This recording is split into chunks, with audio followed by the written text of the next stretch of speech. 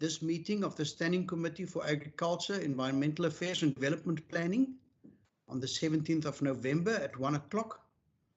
I really appreciate your presence. Can I just ask Ms. Shireen Niekerk, can we continue? That's fine, Chairperson. You may continue. Good, thank you very much. I see there are at least 4 members of the Standing Committee already in the meeting, and I therefore would like to give you an opportunity to just introduce yourself, honourable members.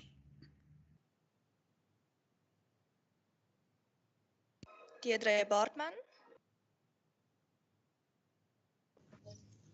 Peter Marie. Pat Maran. Good, thank you, honourable members, for being here. And then over to our guests. I don't know in what order. Can I ask that you try and see if you can order yourself? I have on top of the list on my computer Jacqueline Pandaram. Perhaps, ma'am, if you would just also introduce yourself. Thank you. Good afternoon, Honourable Chairperson and members. I'm Jackie Pandaram. I'm with the Department of Local Government, and I am at the Provincial Disaster Management Centre. Thank you. Good, thank you very much. And although initially your voice was quite faint, it did improve in volume as you spoke. Thank you very much. And then also the next one on my list is Mr. Yani Stratum from Agri Western Cape. Good afternoon, Honourable Chair and Honourable members of the committee. Yeah, I'm Yani Stratum and I'm the CEO of Agri Western Cape. And thank you for the opportunity to be here today. Thank you for joining us. And then somebody just identified as Jerry, whom I think would be representing the Western Cape Department of Agriculture. Thank you. That's correct, Honourable Chair and members. Jerry Arif, Western Cape Department of Agriculture. Good. Welcome, Mr. Aris. Jody Wenzel.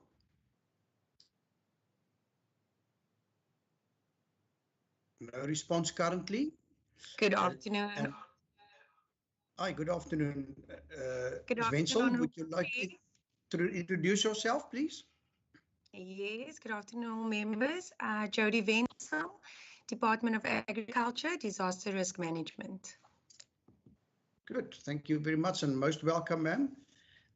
The next name I have is Leslie Martinezson. Good afternoon, Honourable Chair and members. Leslie Martinezson, Department of Agriculture, Disaster Risk Management. Good, thank you and most welcome, sir. Then I have a guest, Lau Pinar. Thank you, Chair. Thank you for having us. My name is Lau Pinar. I'm an agriculture economist, also representing the Department of Agriculture in the Western Cape. Good, thank you. Welcome, Mr. Pinar. And Lububalu Mbakeni. Mr. Mbakeni. Thank you, Chair. Good afternoon to you, Chair, honourable members and colleagues. I'm Lububalu Mbakeni from the National Department of Agriculture, Land Reform and Rural Development. Thanks, Chair. You're most welcome, sir. Thank you for joining us. It's not often that we have somebody from the National Department, and we're honoured to have you on this meeting. The next person is Marieke van Jaarsveld. Good afternoon, Chair and members. I'm the head of the Ministry of Agriculture. Most welcome, Ms. Yes, thank you, Ms. van Jaarsveld. Thank you very much for joining us.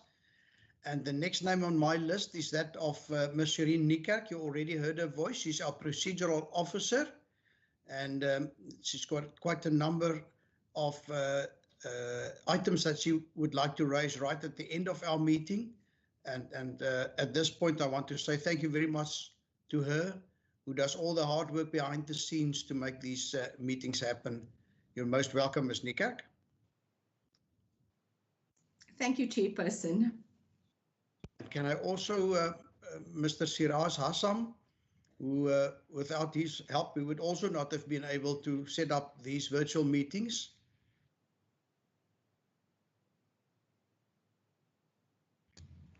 Thank you, Chairperson.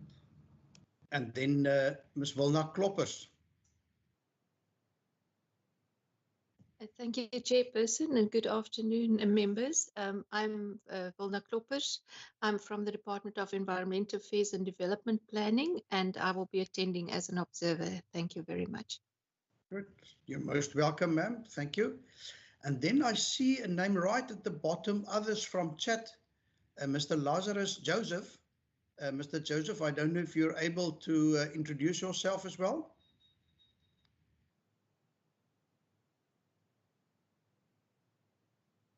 It doesn't seem to be the case. It may be that he will be presenting later on during the meeting. I've not been informed whom of the National Department will be doing their presentation, but thank you very much for accepting the invitation to join us here today. Honourable members, our agenda for the next 3 hours have got two major items. The first one is a briefing by the Department of Agriculture on the state of the drought. And then I thought, well, let's not only focus on the drought, but let's also focus on the harvest outlook in the Western Cape. I think many of us have travelled through the Swartland or the Oeverberg recently, and it was really heartwarming to see the harvesters working long hours and bringing in the crops. And obviously, I think for us as a committee, it's important to also show an interest in that section of the agriculture of the Western Cape. So that is the first part. The second part is a request initially came from Honourable Marais for an update by the National Department of Rural Development, Agriculture and Land Reform on the implementation of the Transformation of Certain Rural Areas Act of 1998, which is an act for which the National Department has accepted the responsibility, and therefore I'm really grateful that we would be able to welcome the National Department of Agriculture, Land Reform and Rural Development here as well. So without further ado, perhaps I could just say we've received, and I trust we've accepted the apologies of Minister Ivan Meyer, also the Head of Department of Agriculture, Dr. Mugali Sebupetsa, then also of Minister Toko Didiza, the Minister of Agriculture, Land Reform and National and Rural Development in the national government, as well as Deputy Minister, Honourable BC Skwatsha. So they did take note of our invitation, and they indicated that they would have loved to be here, but due to other commitments, prior commitments, unfortunately they couldn't join us here today. Good. So honourable members, with that, I don't know if Mr. Aris will be doing the presentation on behalf of the department. Mr. Aris? Chair, can I come in? Yes, Mr. Jacobs, welcome. For last, but there's three members who have not introduced themselves yet. Firstly, as myself, as Daryl Jacobs, Deputy Director General in the Department of Agriculture and leading this delegation today. Then there's also Aisha Peterson, who's the Director for Sustainable Resource Management in the Department of Agriculture, as well as Colin Diner, who's the head of the Provincial Disaster Management Centre. So if you can please take note of our presence, Chairperson. Thank you. Thank you. It's noted. I do see you now in the participants list. Thank you very much. Initially, I was concerned that you might be running underground, but I do see you here, and thank you for assisting and helping us to complete the record. Good. So is he now busy? Mr. Jacobs, are you going to do the presentation then as well? I'm going to do the presentation, Chair. Well, I will start the presentation. There'll be 3 others of my colleagues who will handle particular elements because we've noted the request of the Standing Committee and you've covered that in your introduction. And so I will start with the presentation, then I'll hand the ball over to Jody Wenzel from a Disaster Risk Management Unit. She will then hand the ball over to Aisha Peterson, and finally Lopinar, who would then continue just in terms of the economic outlook. And I'll then round things off at the end. If you're comfortable with that, Chairperson and members. Absolutely. Mr. Jacobs, would you be able to beam the presentation? We have received it via email. There was a revised version circulated this morning. But if one of you or your colleagues could beam it onto the screen, I will we would certainly appreciate do it. that. Yeah, I will.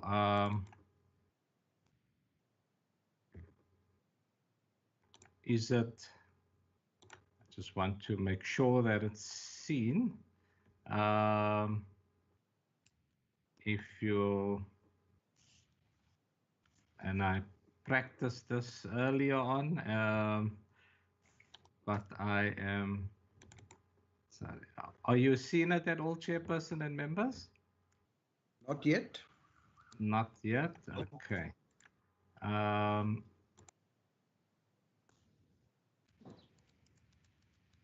So I'm just getting my my head of office to come in and just assist me with uploading it. If you just okay,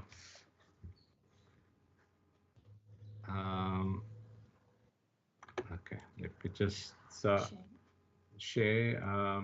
That's the presentation is on the way.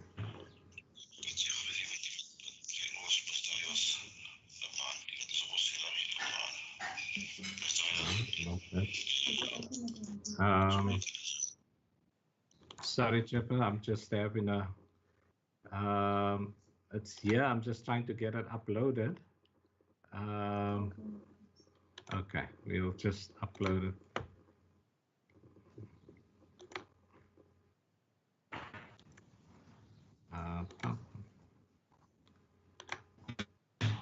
Okay, sorry. So, yeah. Okay, and now start sharing. Okay. Okay. Chairman, may I address you? Yes, please, Honourable Maran. Thank you. Good morning, Mr. Chairman and members. I just want to make sure that I heard you correctly.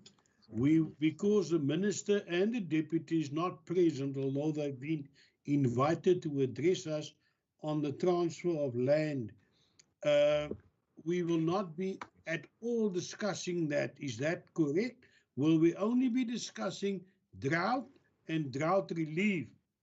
Because if that is the case, then I must express my disappointment, because it's the second time the Minister did not turn up. The first time he sent a deputy, and the second time now, both her and the deputy couldn't make it.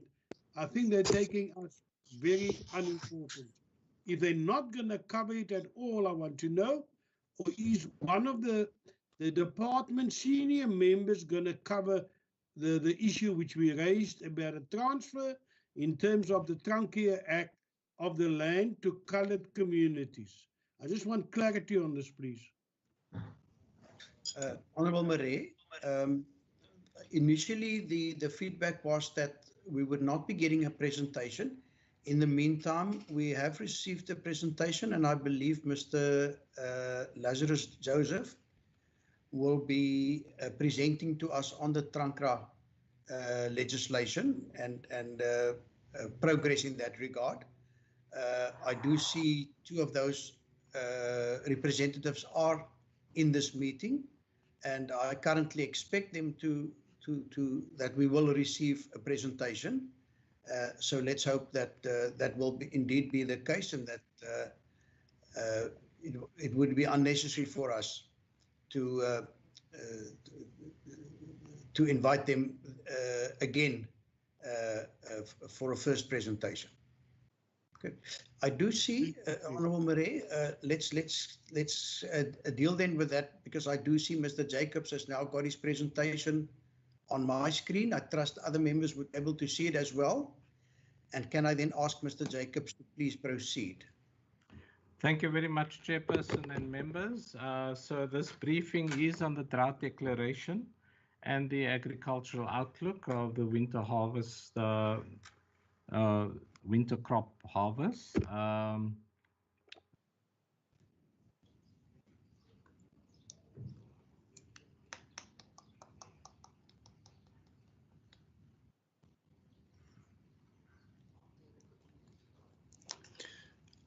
Can't hear, Chair.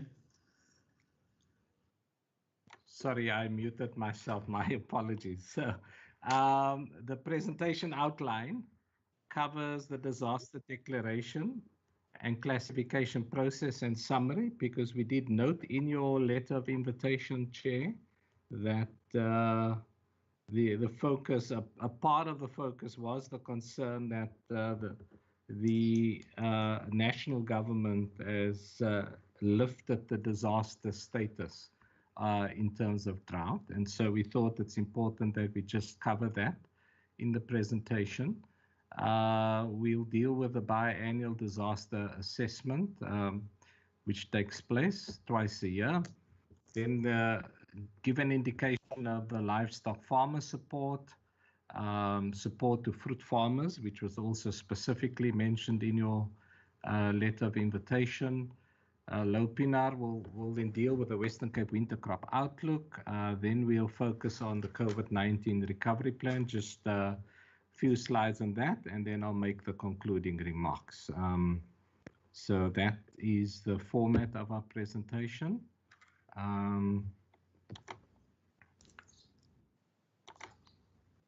In terms of the disaster declaration and classification process, it's I think we thought it useful just to outline the process and to mention that a disaster declaration is a formal statement by a jurisdiction that a disaster or emergency exceeds their response and or recovery capabilities.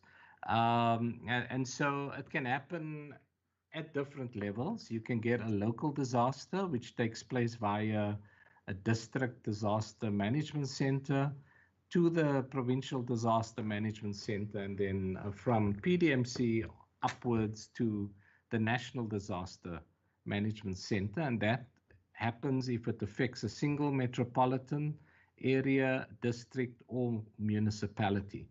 Then you also get the declaration of a provincial disaster, which takes place via the National Disaster Management Center, and that takes place or is instituted if it affects more than one metropolitan district or municipal area in the same province.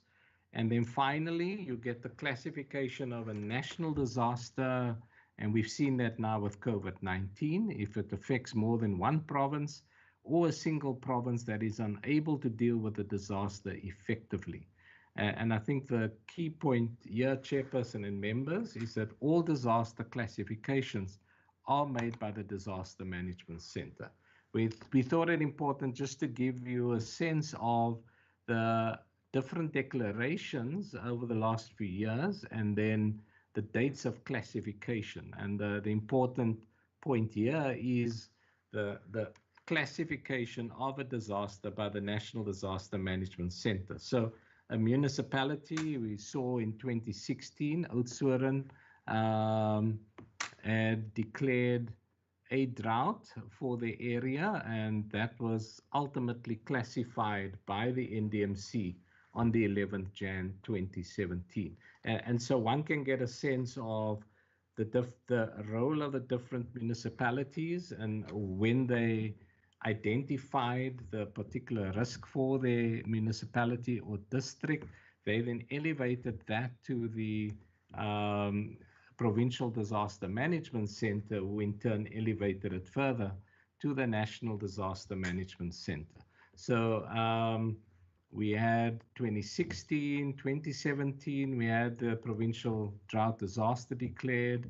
2018 continued. In fact, 2018, it was declared nationally, as well as all the way through 2019 until the start of 2020. And I think that's when the time that COVID-19 came on board, the drought disaster kind of shifted to the background, to the point where a few months ago, the National Disaster Management Center and Department of Cooperative Governance declared that the drought would no longer be regarded as a national disaster. So we thought that would just give a sense of the process, the complexity involved, and we've got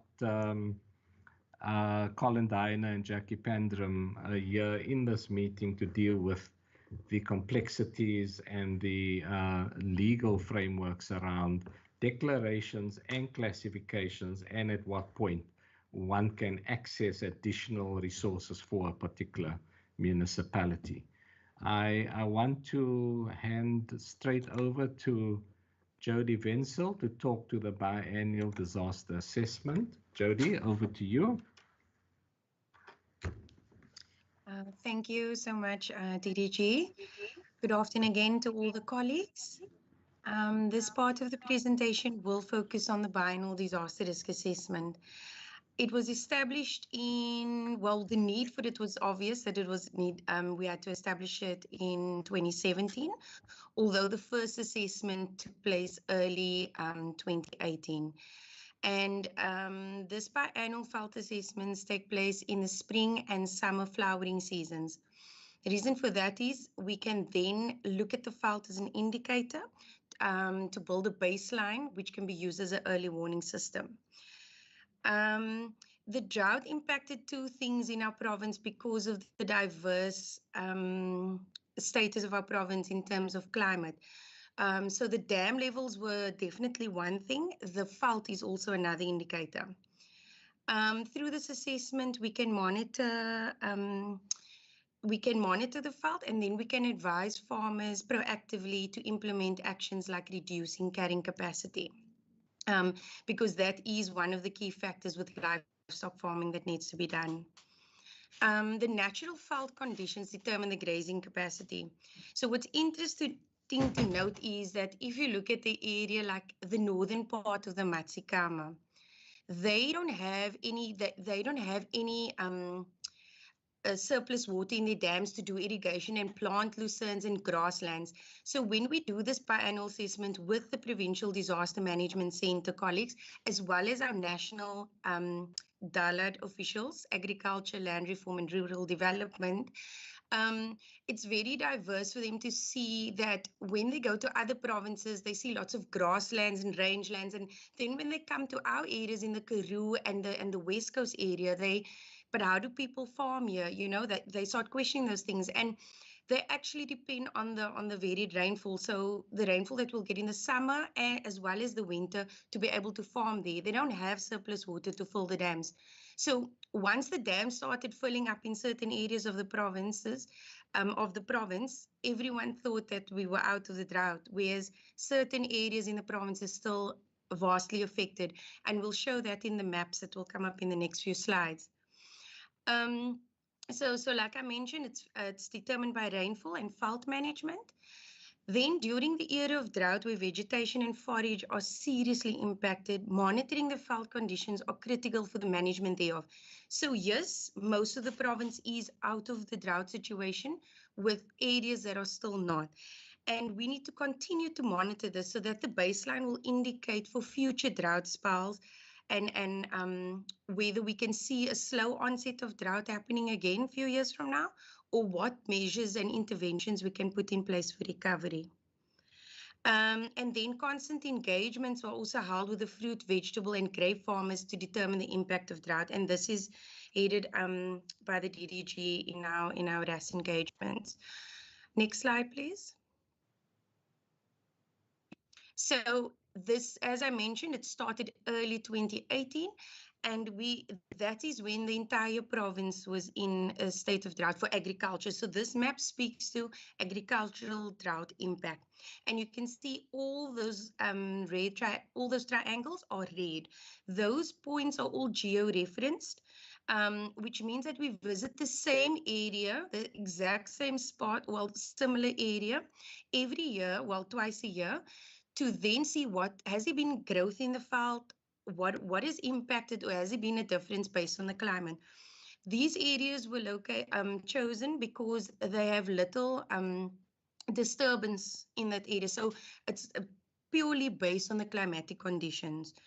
Next slide, please. So 2019, that's when we started noting recovery. You'll see the lower part of the Overberg, the Cape Winelands, the West Coast areas started recovering. And if you look at the key to the right-hand side of the presentation, it speaks to town areas which has recovered in 2019. And hence, we then adjusted and adapted our support accordingly. It would have been easy just to, spend all the money and help all the farmers and continue, but we rather decided to focus our support where it was mostly needed. And by removing the areas that recovered, we could then concentrate and focus our help on those that really needed it in those critical veld conditions. You'll also note there's areas more to the center of the West Coast, as well as spots in the Swellendam, Overberg, Barrydale, that's still orange. And those are veld conditions that had a little bit of recovery, but not enough. So they were still deemed and classified as critical. And then the red remained extremely critical. No recovery, bone dry, white, plankies, and so forth. Next slide, please.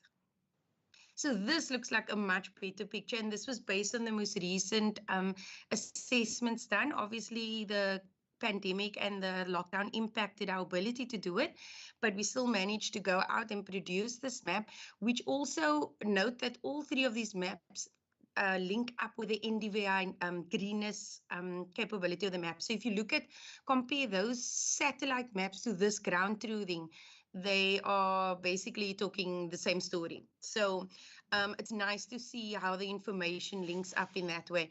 And you'll notice the northern part of the West Coast is still in an extremely critical condition. And we visited those farmers in October and able to get an idea from them, what the conditions are and actually capture those veld and conditions. And then as well as the Central Karoo with a little recovery in Maritzburg. And then the Little Karoo, Ladysmith, Oudtshoorn, those areas, they are still in a critical condition. So there's been a little, but not enough. And that's especially talking to the northern part of the mountains. Next slide. Okay, livestock. Next slide. So this is what the conditions still look like. You'll notice that the plants still have a white appearance, which means it's like most of it's beyond saving. And a lot of the black bushes that's in there also, they struggle to even have a recovery or any vegetation. There are spots that do recover, but then the question is it the palatable plants that recover? Palatable and conducive, that support livestock, or is it the ones that's actually, Then the drought fodder support. So in 2018, more than 2,000 farmers received fodder support every alternative month. And that's the value of the run, around 26 million. Then the veld assessments were undertaken to determine the conditions, and we were able to produce these results for 2018, 19, and 2020. I mentioned about the areas that received rain and recovered. And then in April 2020, more than 1,500 farmers received fodder support. So obviously, if you do the math or the calculation, which is simple, you see that if you look at it statistically, about 1,000 farmers were in areas that recovered, and hence we were able to reduce that amount. And then extremely critical areas were supported for 18 million, and then the orange, the critical, were supported for about 2 million per annum. So based on the latest map, this 2020, we could remove more areas that recovered. Hence, the amount of farmers that we now have on our database that require support in those areas are 975. And these are for both critical and extremely critical. So they are the ones that we will try and support every month, because it's not like the drought just started. They've been in this drought for almost 7 years now. So we try to support both groups every month, and that will equate to 11.7 million per annum. Next slide, please.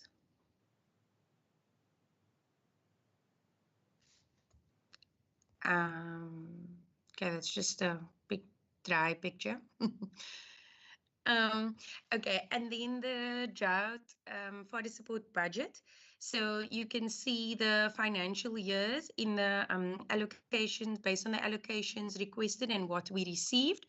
There was the 6 billion fund that was made available at the peak of the drought, if I can call it that, in the 2018-19 financial year.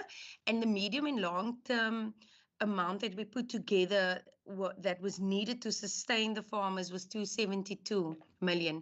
Of that, we received 170 million. And then in the following year, we requested an additional 73, because obviously we only received the 170, and we did not receive anything then. And then this year we received a 25 million. So if I can just paint a picture of a testimony from one of the farmers, they said, you know, they're obviously very grateful. They cannot express their thanks enough for receiving this. And when we stop with the support, okay, that's not me.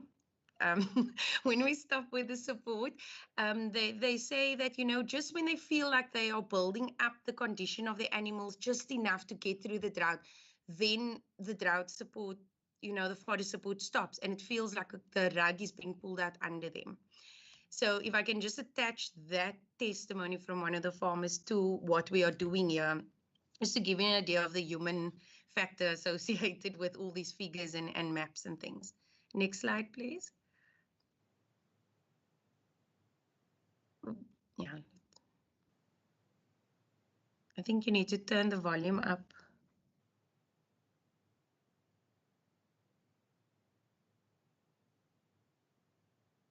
Okay, seems like it's not working, or maybe is it just on my side?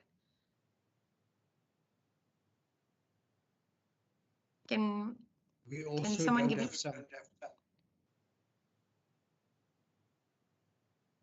Okay, so if no one can hear that, that's what the farmer was just, you know, basically saying about the rug being pulled out under them, but they're really grateful for the support received.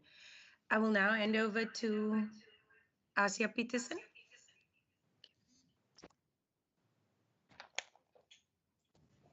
Good morning, Honourable Chair and members. Good afternoon. So in the Kannaland area, we were in 2019. The situation at the time was that we experienced the worst drought in 100 years, and currently the second consecutive year of the drought. I can hear echo.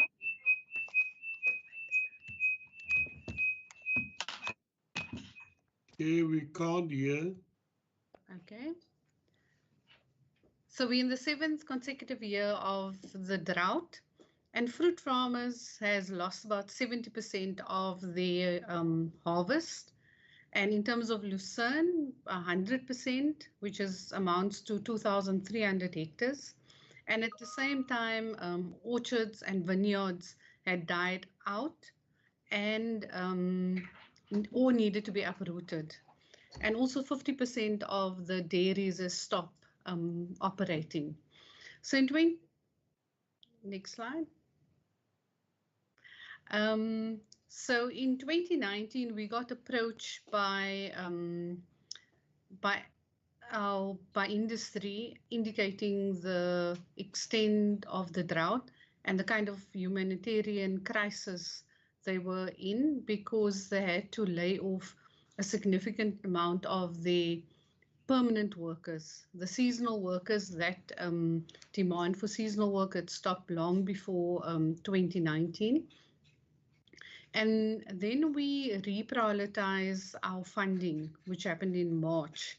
So to assist with the humanitarian crisis, we, Department of Social Development, supported with food hampers and to have a far more directed impact. So Agri workers were specifically supported with food hampers because of being laid off due to the impact of the drought.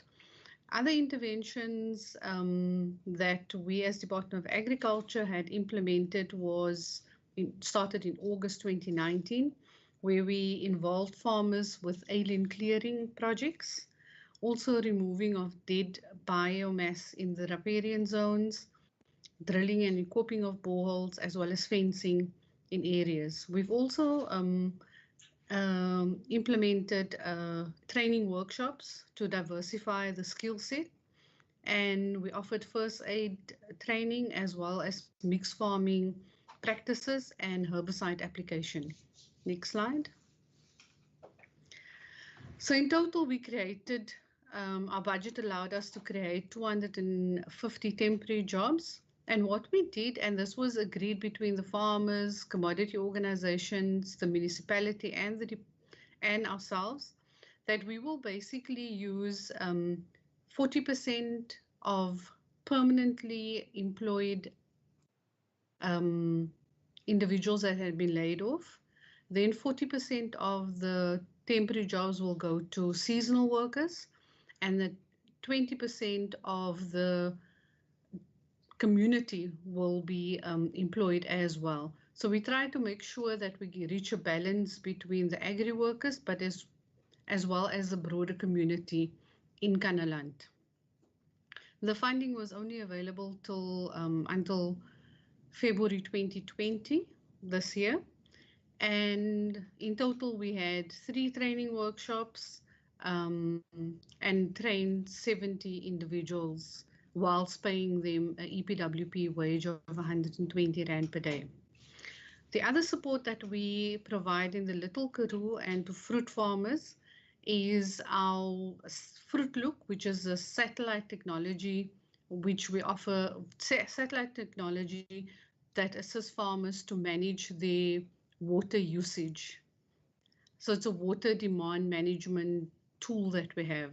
And this tool is available free to all farmers in the province, and particularly farmers, irrigation farmers in the Little Karoo also has access to it. And just for this financial year, we as a department, we invest 12.4 million in the application or the usage of this tool. And this technology has been available to farmers for at least 7 years. Furthermore, $1 million was allocated to the re-establishment of fruit trees. However, due to the prolonged drought, the new trees could not be planted. Furthermore, to improve the water availability, we spent 3,000 Rand on concreting of ground canals in the Calitzdorp area. I also want to add that in the Calitzdorp area, they've had good recovery of their dam levels. As of yesterday, they were at 62% compared to last year, where the Calitzdorp dam had been at 9%. So there's some recovery, and if you look at the assessment, the biannual assessment results, it shows that they've gone from the extremely critical to critical in those areas. Next slide. This is just a picture showing the kind of choices farmers had to make with the limited water resources they had available. So in this vineyard, the one side they've decided to irrigate, and the other one completely left dry and eventually uprooted. Next slide. We also have further resources on our website. And if you click on disaster risk management, that link, you can just go further down. Yes, so if you go to the disaster risk assessment, it's available to everyone, and it will give you an update of the latest assessment and all the assessments that had been done previously. Can you go to the next, DDG? Next link, the Drought Portal. And in the Drought Portal, you've got lots of information on the drought situation. So if you just click on Drought Toolkit, if you go to Agri Smart, thank you. And the Agri Smart plan will give you lots of information as to what the department is currently doing to current interventions to combat or mitigate the impact of climate change. And there's more other resources available. Also, we've got what our partners are doing, Green Cape. So you'll be able to access that information as well around what they're doing in the area of agriculture and support to farmers in the area. Thank you, DDG.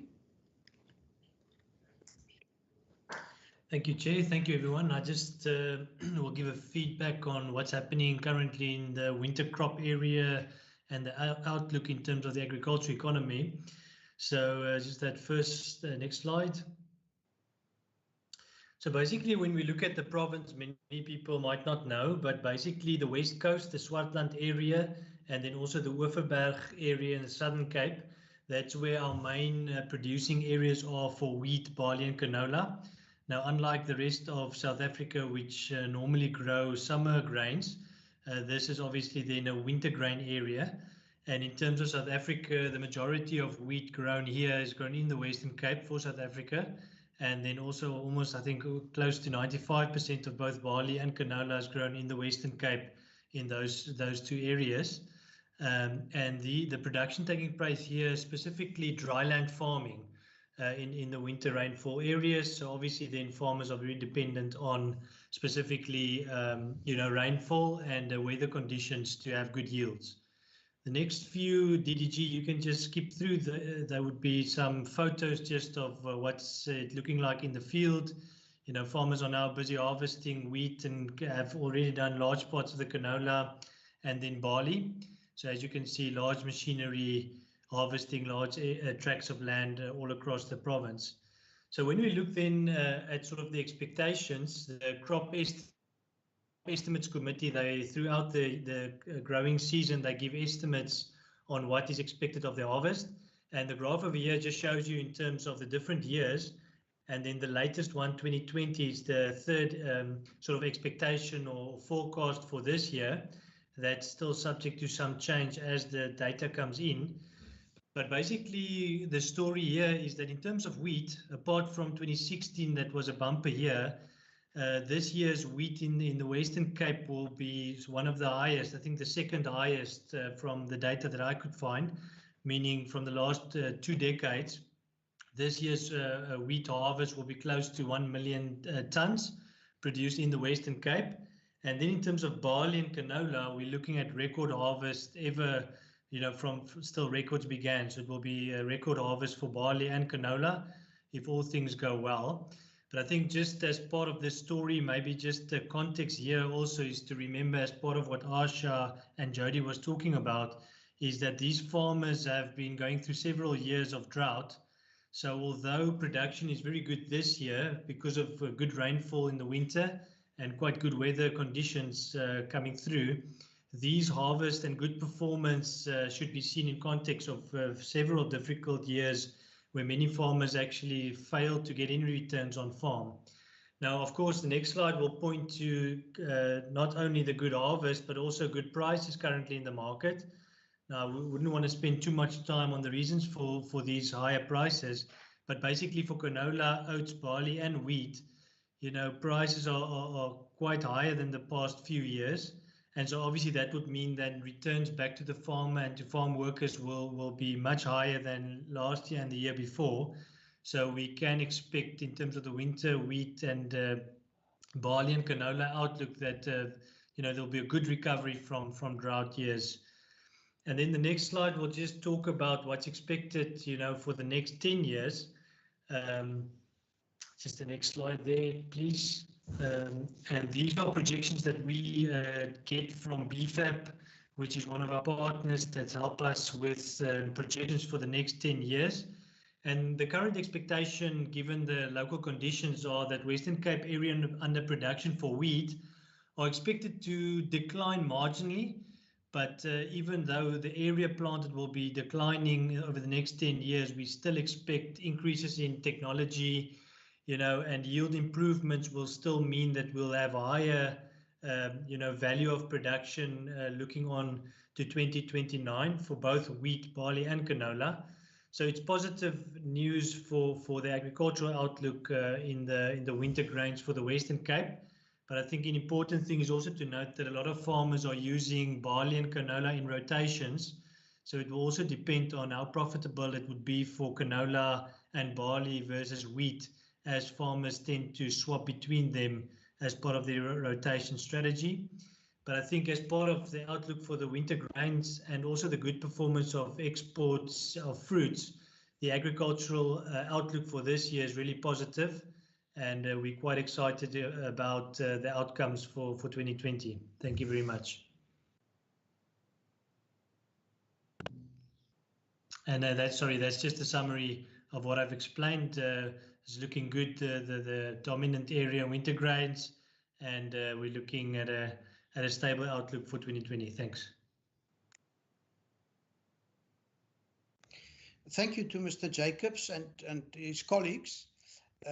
Before I hand over to the members for questions, may I ask Mr. Yani Stratum, would you like to add anything at this point in time? Chair, thank you very much. Now, just to start off, I would really like to thank the Department of Agriculture at Elsenburg for the enormous task at hand and what they do for agriculture as a whole in the province. I think it's a very comprehensive presentation, and it clearly indicates that although we are at this stage very thankful for the dam levels in the winter rainfall areas, we still have some critical areas in our province, and that we really need to attend to and look after. So yeah, we're very positive about of the grain harvest. Mr. Pinaar alluded to it, and he's absolutely right. But still, we need the grain in the silos, and then yeah, still a lot of risk at hand to get to that stage. But we're very positive, as we've seen close to 3 to 4 years below average production that we had in our grain area. So we're really positive and look forward to this harvest and the contribution or the financial alleviation that can take place in terms of what occurred or accrued the last 3 years at farm level. I would just like to refer to the Fruit Look program as well. Absolutely brilliant program and model, and that we can use. But I would also just like to say, Chair, that one needs water to manage. So if there's no water, it's quite difficult to manage, and that's in certain areas where it's so critical at this stage. But yeah, just from our side, nothing more to add as what has been presented. We would just really like to commend the Department of Agriculture in the province for their assistance and proactiveness in managing the drought situation. And then also, lastly, Chair, just Mr. Colin Diner and his team as well, disaster management. Yeah, we can just say thank you for all the assistance. Thank you, Chair. Good. Thank you. Thank you, Mr. Stratum. Honourable members, if it's fine with you, I'm going to let the department finish with their presentation. As you all know, the focus in the Western Cape is now on economic recovery post-COVID-19, although COVID-19 is still very much with us. And Mr. Jacobs, if I could hand over again to you and your colleagues to first finish your presentation, and I will then allow members, if they need to, more than one round of questions. Thank you, Mr. Jacobs. Thank you very much. Thank you, Chairperson. Are you hearing me fine? Because I can't see whether my mic is on or not. You're on air. Thank you. I am on air. Thank you very much. So just in wrapping up, we thought it's important that we just highlight what the approach is around COVID-19 recovery. And you can see in the middle section, it is about sustaining and creating jobs. It's about securing safety and ensuring the well-being of our citizens, and all of that is really focused on ensuring that our people have dignity. And so the Department of Agriculture, as with every other department, is ensuring that through our approaches, we focus on these three areas, all with the aim of ensuring the dignity of our people. There's been a number of innovations that we've been driving, both internally and externally. The training of drone pilots, working from home strategy, digital meeting and planning, block sessions, webinars, users group for drone pilots, externally, e-commerce training for farmers, e-literacy for agri workers. So these are just examples of a number of areas. And then right in the middle here, the long-term post-COVID-19 strategies in terms of our recovery plan, which is focused around ecological restoration. We've got a big focus on that. Yesterday, we launched the wine industry stipend to support wine tourism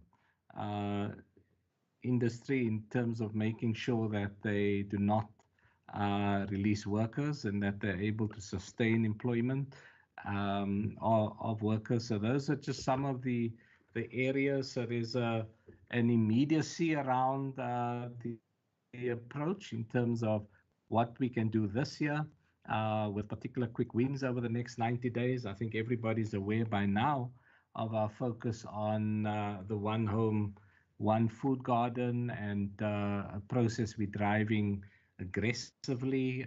We're wanting to secure at least 2,000 food gardens within 90 days, and we're moving quite swiftly towards that. So those are just part of the interventions that we are driving through into next year and medium and long term, ultimately aimed at creating an enabling environment for job creation, improving well-being, and increasing safety. So, Chairperson and members, my final slide is really just to summarize. Despite good rains, we know that some areas of the province remain severely impacted by drought conditions. I want to repeat the point that I made at the outset. I don't believe there's anything that prevents a municipality that is affected, or a district municipality, to declare a disaster and to take the process through to its logical conclusion via the PDMC to the NDMC. And I think that needs to be emphasized. We believe that the intervention of the department through providing fodder relief and support to the fruit farming sector has enabled sustainability of agricultural production and retention of jobs. The winter crop outlook, we're pleased to say, with regards to the wheat harvest in particular, extremely positive, but I think the one point that has been emphasized, that remains uncertain what the longer term impact of COVID-19 will be on the agricultural sector. Chairperson, members, that's our presentation. Thank you very much. Good. Thank you again, Mr. Jacobs. And honourable members, if I could get an indication of whether there are members that would like to pose some questions, I would appreciate that.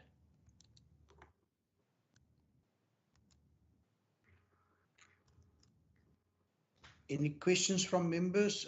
Sorry, do I see members' hands being raised? I see Honourable Marais, then Honourable Maseko, and then let me just see, Honourable Maran.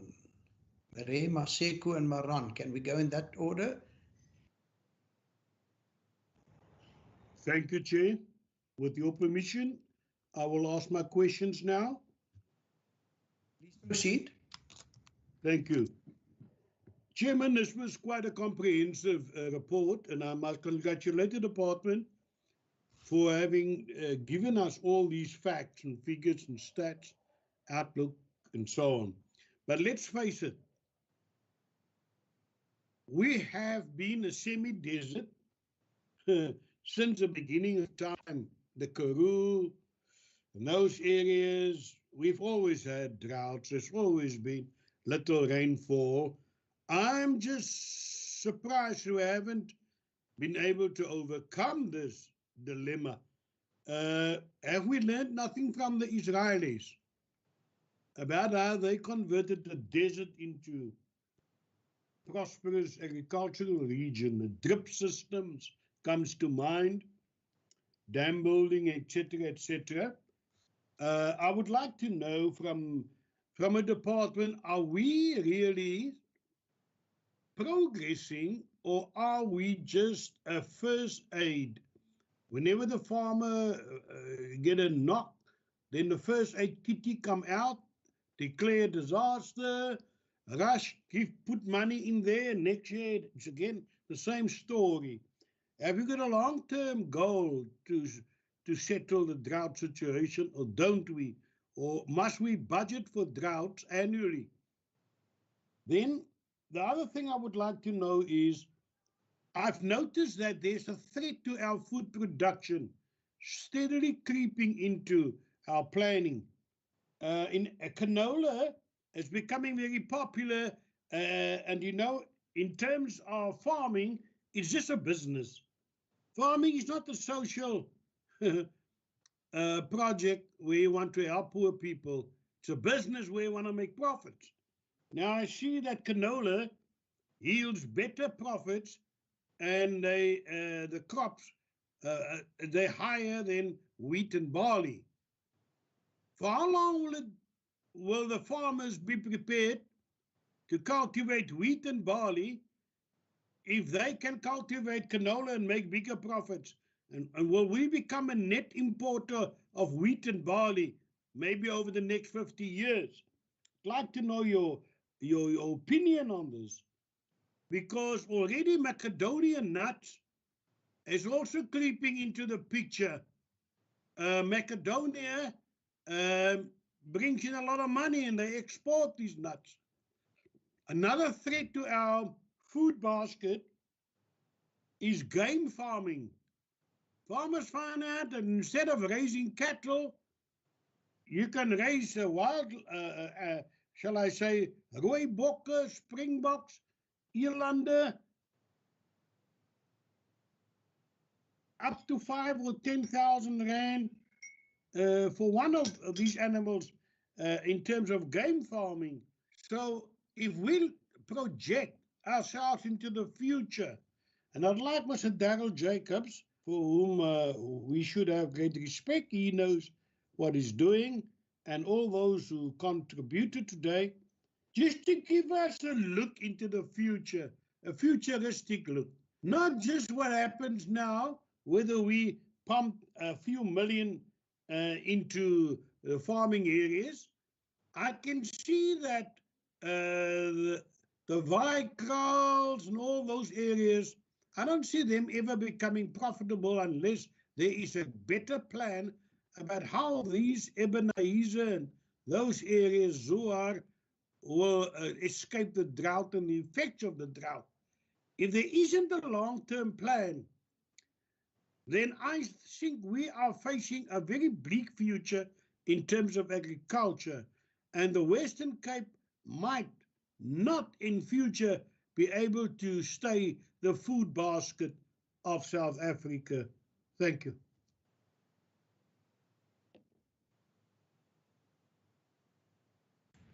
Thank you very much. Chair, can I continue? Okay, in his absence, I think he already mentioned me. Okay, thank you very much, Chair. And again, good afternoon. And I really want to appreciate the department's support to the farmers and the presentation, because I think I've been one of those members that have been with the department through the difficult times when the drought, we were deep in the drought. And as I see the strides they are making, I need to salute all their efforts that really they are putting in place for the farmers and for the all communities of Western Cape. I don't have a lot of questions, Chair, because I've been moving with the departments with every strides they are making. The first one, it will be, I just want to hear from the department the sustainability for the further support, acknowledging the fiscal pressure that is being brought to us as the country and as a province of the COVID-19. Do you see that being sustainable, and how, if it's not sustainable, how are you going to go about, because the Karoo is still red and it doesn't look that will change anytime soon. What is in place for the department to carry those farmers to sustain their food security from that region? And the second one will be the department, I think, identified the skills. Skills as selected as the economic enabler. And I think it was said that from that, in the Khulisa project, it will develop about 100,000 jobs. How far, what percentage, or how far are we with achieving that goals using the skills development? And the last one, it will be I wish to see the emotional support to the farmers, if there is a record of how are you doing, because that was one of the concerns that was happening through the farmers, that the drought has hit them, even emotional, the psychological part of it was one of the things that it had to be attended to.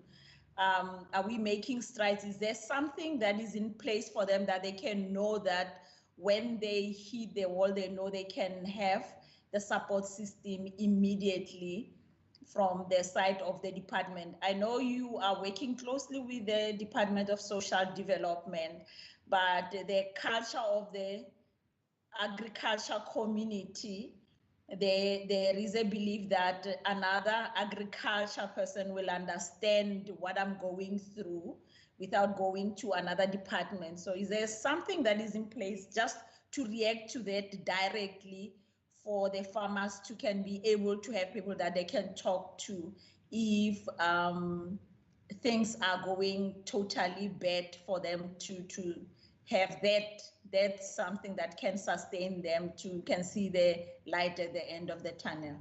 Thank you, Chair. I think that's all from me. Thank you, Honourable Maseku, and I failed to welcome you at the beginning of the meeting.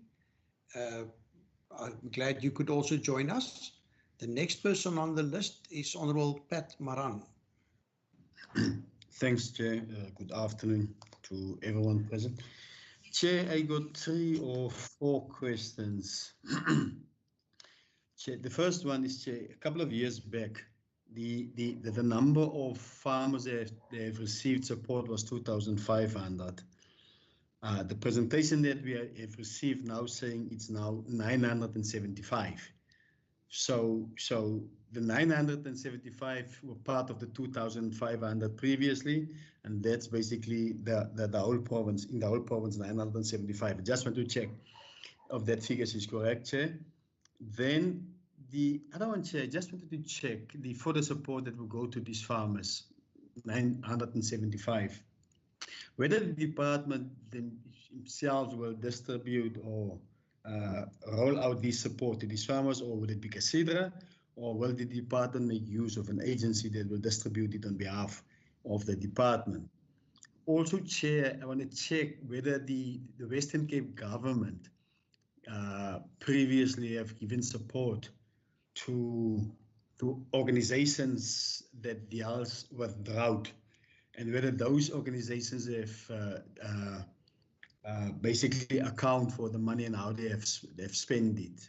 That's the one. Just want to check whether the Western Cape government have given support to like NGOs or Burger and those guys who are dealing with drought, whether we have gave support to them and whether they've accounted. Then, Chair, I've listened to the second presentation, and Canaland specifically, the presenter said it's the 7th consecutive year that they are caught within this drought. Now, I've looked, for instance, Chair, if you can look at page 4, the state of disasters declared by the province. I think it was in 2016 and again in 2017. Now, I don't see Canaland in 2017.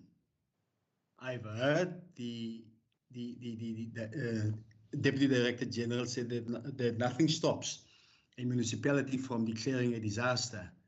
But if we are saying that Canaland is for the 7th consecutive year caught up in this drought, why don't we see the municipality in 2016? We can't see beyond. We can only see from 2016. I can't see 2015, 2014, 2013. But I just wanted to check, because if you look, for instance, in 2017, Canaland's name appeared there for the first time, but I don't see them in 2016. Was it the case that the drought was not that severe and therefore no reason to declare, or is it an omission? Specifically when it comes to Canaland, we have visited Canaland a couple of weeks back, and we all have seen that they are not out of the woods yet, and it will take them some time to get there where they can prosper again and where there's enough water and so forth and grazing land for their cattle. Let me stop there, Chair. Good. Thank you, Honourable Maran, and thank you to all the members up to now for limiting yourself. I hope there will be a second round if you need such. Honourable Bartman, I see your hand. Thank you, Chair. Chair, I have a compliment, a few questions and a concern. So I'll start with the compliment and I'll end with the concern. Chair, recently in Laingsburg, I ran a WCPP constituency project, and I invited the Department of Agriculture as well as the Department of Environmental Affairs, the Cape Nature section, and they came to come assist me in explaining to farmers in Laingsburg about the river clearing processes, as well as the herbicide forms and forms regarding labor that one can use. And I'm truly grateful. About 24 farmers pitched up, and the reason it was about 24 is because we specifically during lockdown asked that only one person per family come and represent, so that we do not spread the COVID-19 virus should someone have it. And Chair, with absolutely no money, I just got PPE, we got a banner, I printed out the forms for the COVID-19 and the registration and stuff like that. And it was truly an amazing experience and the farmers truly appreciate it.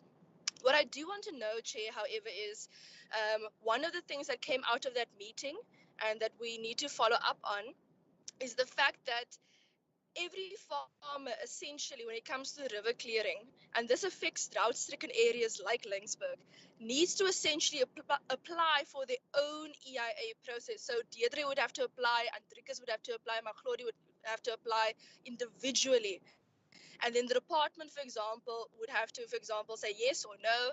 And an EIA process, Chair, if you want a cheap EIA process, that is about 100,000 Rand.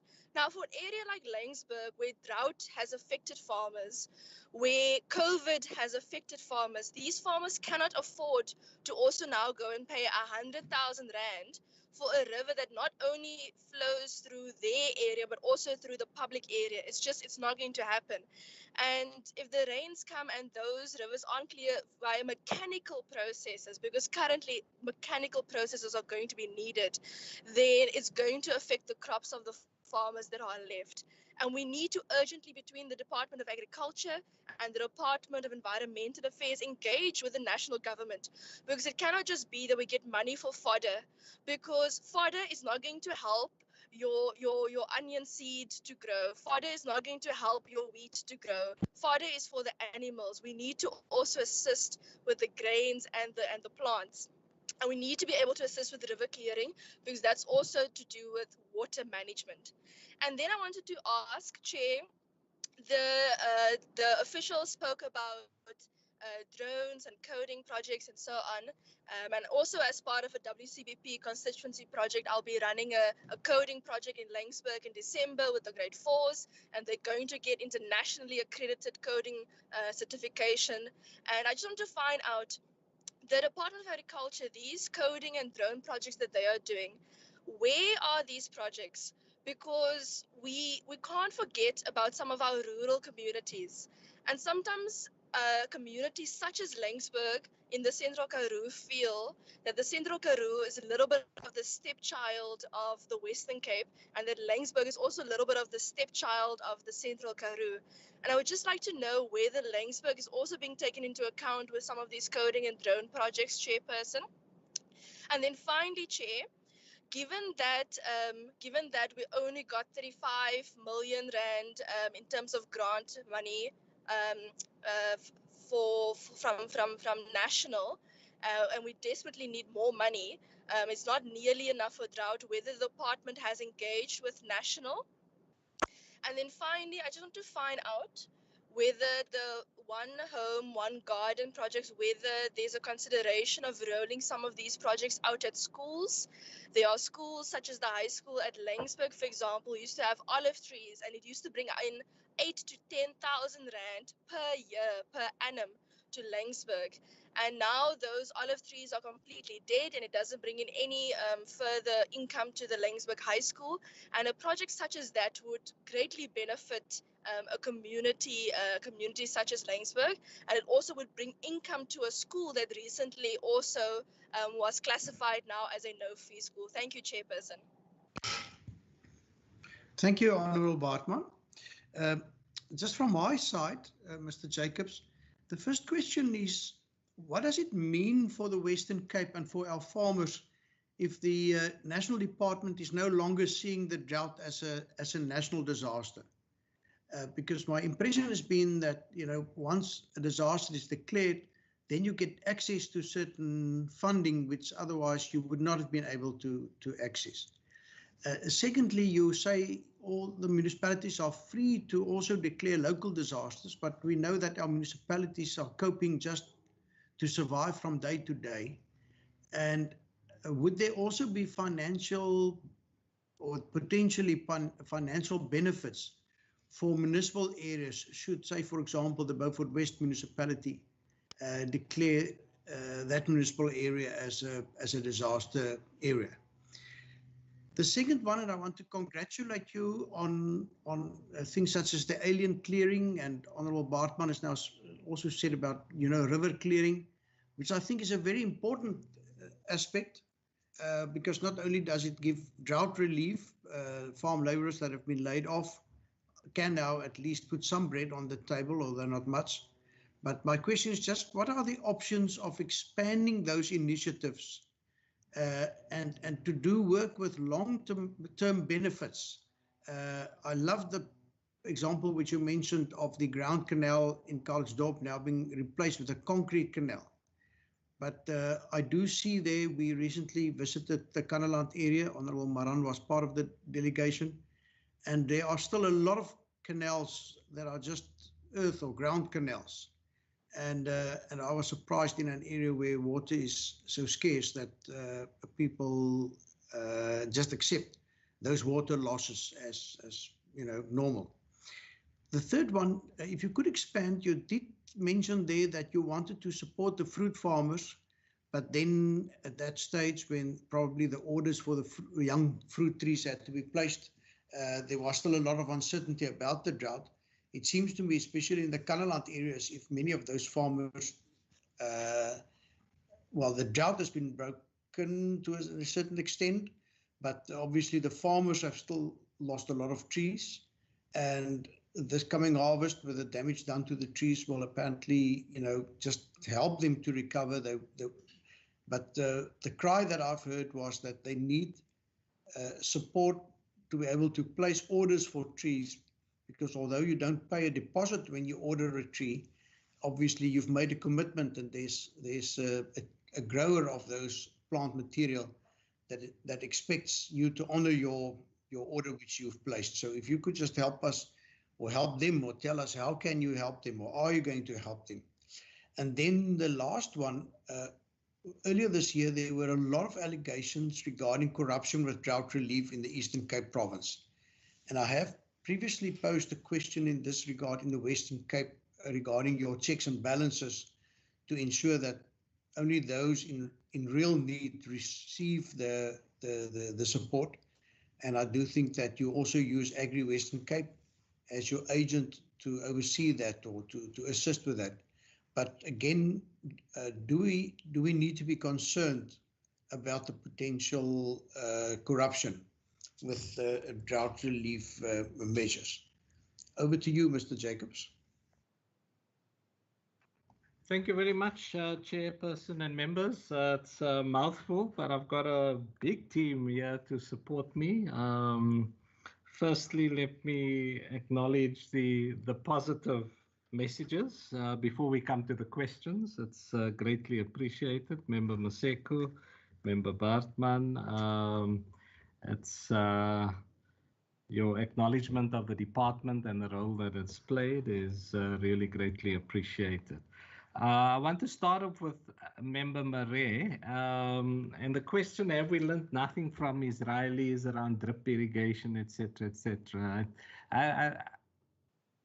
I think our Smart Agri plan is exactly one of the lessons from not just Israel, but a number of countries around the world. And it's regarded as almost best practice within the agricultural sector within South Africa. And it covers everything from drip irrigation to conservation agriculture, use of water more efficiently. Fruit Look is also such an intervention which ensures that we're able to get the best, or stretch every drop as far as we possibly can. So I want to suggest that we've learned not just from Israel, but a number of countries around the world, because that has really shaped our Smart Agri plan.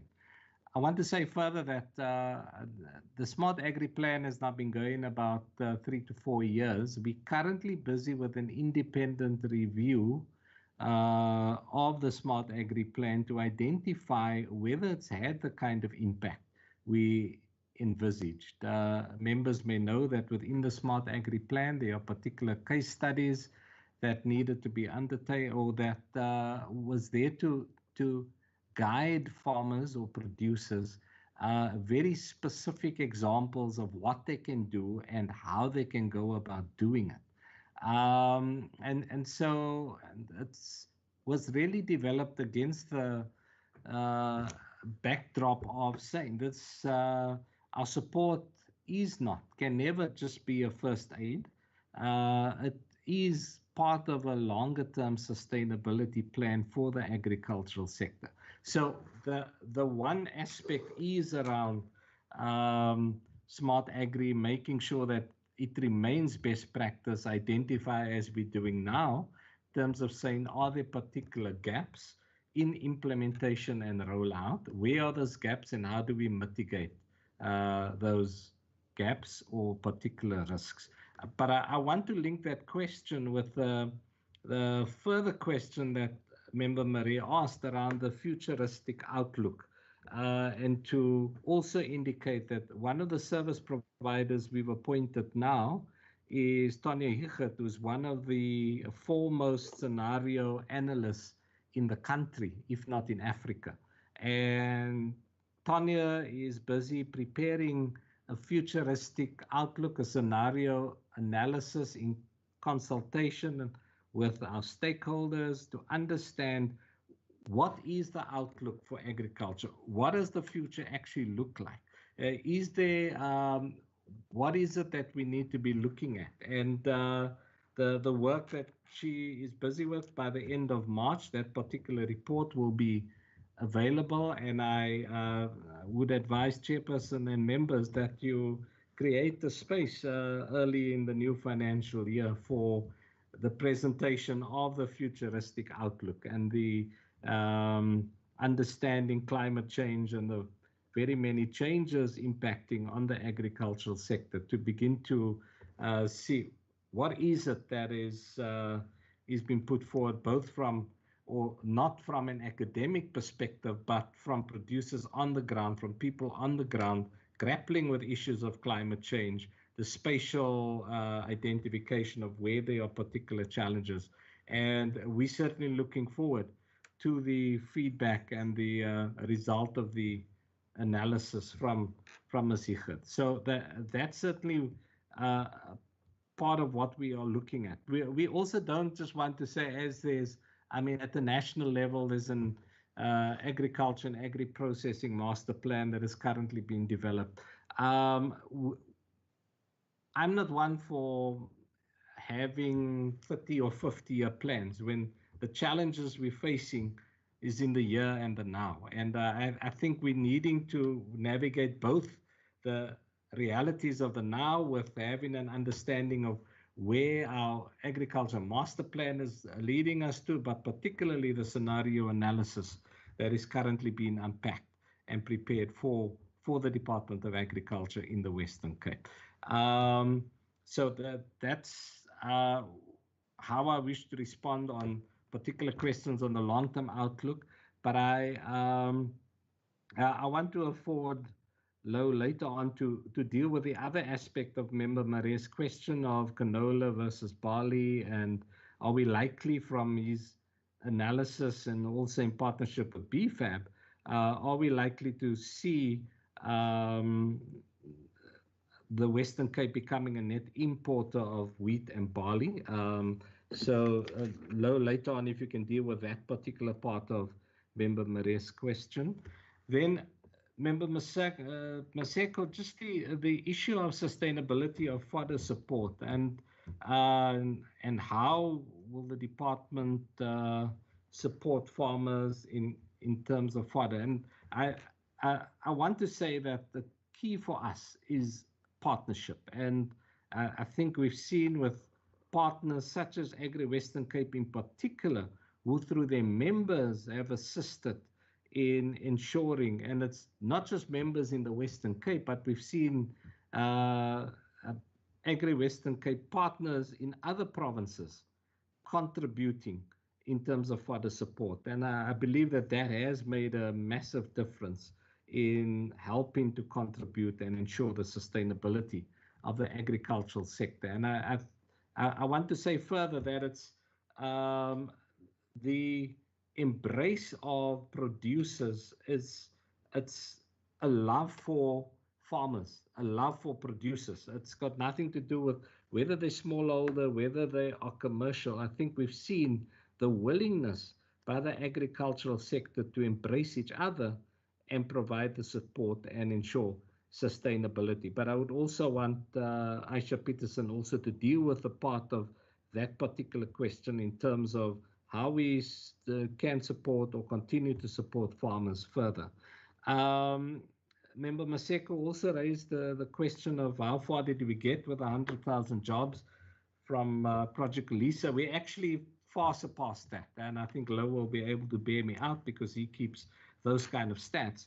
However, very few of us could foresee the kind of lockdown which happened at the start of this year. And so a number of gains which we may have made under Project Lisa, the intensity of the lockdown, and even though agriculture was an essential service, there were the full value chain was severely impacted, and we're now starting to claw our way back. But the 100,000 jobs from Kulisa, we passed probably about a year and a half back. And certainly on the agri-processing side, we made remarkable progress and achieved, as I say, way and beyond what was initially envisaged. Member Maseko also raises an important point around the emotional support to farmers and farm workers. And I would want to bring in, Chairperson, with your permission, Yani Stratum from Agri Western Cape, because Yani has been working with the Department of Agriculture in driving the emotional and counseling support, let me say, through the religious sector. And where we have made a small financial contribution, but we've recognized the importance. And I traveled with Mr. Stratum to Beaufort West last year, the latter part of last year, where we engaged with the religious community around providing the kind of emotional support which went beyond food parcels, things like that. It really dealt with the heart of where the farmer or the farm worker is. And so if later on, Chair, if you'll allow Mr. Stratum also to share from his perspective that particular support that is currently being provided. Member Maran, the 975 farmers, yes, I think the figures, and Aisha and Jody will be able to deal greater detail with all of the figures. Is it part? Yes, it's certainly part of the bigger pool, but as you've seen from the biannual assessment, the conditions have improved significantly. And that is why the number of farmers that we need to support in terms of the critical list is significantly less than what was needed 2 to 3 years back. And but I'll certainly ask them to declare that or to respond in greater detail. I'd also like Mr. Diner to just deal with the issue of the declarations and classifications and what it actually means on the ground, because I think that's some of it is a little bit too complex for me even, but I'm sure Colin and Jackie Pandaram will be able to deal with that issue. The further questions from Member Bartman around assistance with river clearing, absolutely critical. And that's why we have flagged ecological restoration as one of the critical pillars of our drive to create jobs. And I'll ask Aisha just to speak a little bit more about that issue. The issue of drone projects and coding as to where are they taking place. At this point, as far as I'm aware, most of it has still been driven out of head office, but I'm also aware that the West Coast District Municipality engaged the department, our department last year, in terms of them making use of the same service provider, and they have in turn now trained 15 young people to assist the West Coast District Municipality in terms of running with a number of drone projects. So, Member Bartman, if I can encourage you to possibly facilitate an engagement with the district municipality, Central Karoo, where Laingsburg is, to actually engage our department to see whether there can be a similar kind of partnership that we have going with the West Coast District Municipality. With regards to the One Household, One Garden project and the rollout at schools, I'll ask Jerry Aris to deal with that. And then Chairperson, coming to your questions, again, Colin can deal with the question of what does it mean for Western Cape if NDMC do not declare the national disaster? What is the implication if a municipality makes the declaration. And then I'll again ask Aisha just to deal with the options of more sustainable ecological restoration projects and the tree replacement plan that because of the intensity of the drought, we had to put that part on hold. But I'll ask Aisha also just to speak to some of those plans because a lot of it has been worked out in partnership with Hoortgrow. And then finally, Chairperson, your question on corruption with drought relief in the Eastern Cape and should we be concerned? I would want to state, no, you need not be concerned, but we can never be complacent. This is South Africa. We in Africa, and and at the end of the day, people are human, and people would, if they see an opportunity, because we don't have all of our checks and balances in place, they may exploit that. But I don't believe we should be concerned. But again, I don't think we need to be, or we should be complacent at all. If I can then go back to Louw and ask him just to deal with the issue of canola hills versus barley and where we become could we become a net importer on wheat and barley, Louw? Can you respond to that? And any other questions that you believe are relevant? Thank you, Daryl, and thank you, Chairperson. Yeah, thank you for the opportunity. In terms of wheat, we're actually already a net importer of wheat at the moment because our consumption levels and the availability of land dedicated to wheat at the moment does not ensure that we are exporters of wheat. We do import wheat from various countries in South America and the like. Often there's been question marks on the quality of those wheat coming in here. But basically, we are already dependent, on imports. So if the area is coming down for wheat production, instead going to canola and others, that already has implications on the trade balance.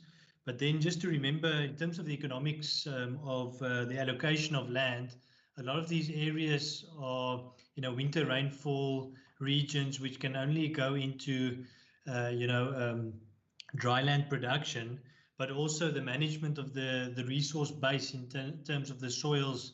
There's only that much amount of land dedicated there, and then farmers need to rotate, for instance, canola and barley, so to ensure that there's enough nutrients being replaced into the soils for long-term sustainability.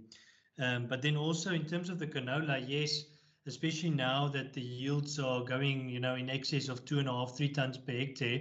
It is quite a bit more profitable, let's say, in terms of wheat. And we still don't know what will happen with the barley price, especially with the lockdown impacts, on SAB and the rest. But we also need to understand that from a canola oilseeds perspective, there we're also dependent on infrastructure and the manufacturing capacity. So in that case, then there's only that much that the industry can take in when it comes to decisions on how to plant, whether to plant canola or wheat or barley. But actually this year we've got so big barley harvest, we'll actually need to look to export our barley to some new markets, which is actually a positive situation where we've mostly been self-sufficient or importing a little bit. We'll actually be exporting this year, which then creates additional value. So there's quite a number of things impacting productivity. But just lastly, my last comment would be on, what does the future look like? And to me, the big drivers would be technology. What will be the impact of the changing climate? And then specifically consumer trends, and then our trading relationship with Africa. There are many opportunities, but it will also, require us to make good decisions as we look ahead in the next 20 or 30 years. But there's really a need for us to remain competitive, and that will mean that for every hectare we use for wheat, we need to compete with many other countries that are actually subsidized. So I believe the future will really be more farms needing to become more productive so that we can compete. And then just on the employment front and under Project Kulisa, we've really seen, let's say, the last 2 years after the drought, slowly employment is coming back on the primary, on farm level, although the lockdown has now also implicated the most recent stats on employment in the province. But we've made tremendous gains in employment numbers for both agri-processing and on farms. And we're looking very steadily at really meeting those targets that we set for Colisa actually a year and a half ago. So I just affirm what the DDG was saying, and then I'll hand over to him. Thank you. Thank you very much, Lo. If I can ask Yani to come in just on the emotional support to farmers and the project that has been driven in partnership with the Department of Agriculture. Yani, straight on. Thank you, Mr. Jacobs. Chair, yeah, thank you. I think that's a very important part of assistance, especially if we're talking about a 7-year drought. I'm telling you, it has a huge impact on the emotional part of any human being, and this support came when we visited the Central Karoo end of last year with the MEC, and we met with farmers and some of their wives, and the need just the need evolved from that visit to assist with the emotional support. And yeah, we're very thankful. There was a small amount put available or made available to us to assist. And we did arrange meetings with the various denominations within Beaufort West, for example, that Mr. Jacobs also attended. And we requested them to submit a request for financial assistance to be able to travel to the outskirts and the rural area to assist emotionally the congregation members and so forth. So we did support one of the religious churches there. We also had on the and then unfortunately came COVID and we couldn't travel, but we managed to arrange the meeting on the 27th of October in Laingsburg, Chair, and also with all the various denominations, and also explain them what we tried to achieve and assist them, and what actually evolved there or came out there was quite surprising. Except for the congregation that needs the support of their leaders, is actually that the church leaders themselves now are in a situation that they need support, because they also can just take up to a certain amount, and given the years of drought and support that they need to render, they also, with all due respect, running low on fuel in terms of emotional all the emotion. So we're now in a process of organizing a session from an external consultant to go and do a presentation to the leaders, the various for all the denominations in that area, for their leaders, for emotional support and how to support their church congregation in the near future. So yeah, the need is just enormous, and luckily we can to a certain amount assist them. But yeah, that's in short where we're involved and try to assist in that regard as well. Thanks, Chair. Thank you very much, Yani. I know there's a number of questions that Aisha Peterson and Jody will speak to, so I'll have them last. If I can ask Colin to deal with the issues around declarations, classifications, whether Kanaland had made such a declaration, which is Member Maran's question, and maybe to do a much better job at explaining the process. Colin? Dinah from the PDMC, please come in. Mr. Jacobs, can I just ask that our speakers keep in mind this session is scheduled until 3 o'clock, so we've got about 20 minutes for these responses, because we would like to put the National Department on at about 3 o'clock. Thank you. Appreciate it, Chair. Thank you. I just want to mention that my questions were not fully answered. I don't know whether they intend writing about it, but I asked about the effect of macadamia nuts farming with that, and also the fact that we have people now moving from cattle and sheep to rather rooibokke and springbokke, and I don't know whether they intend answering that.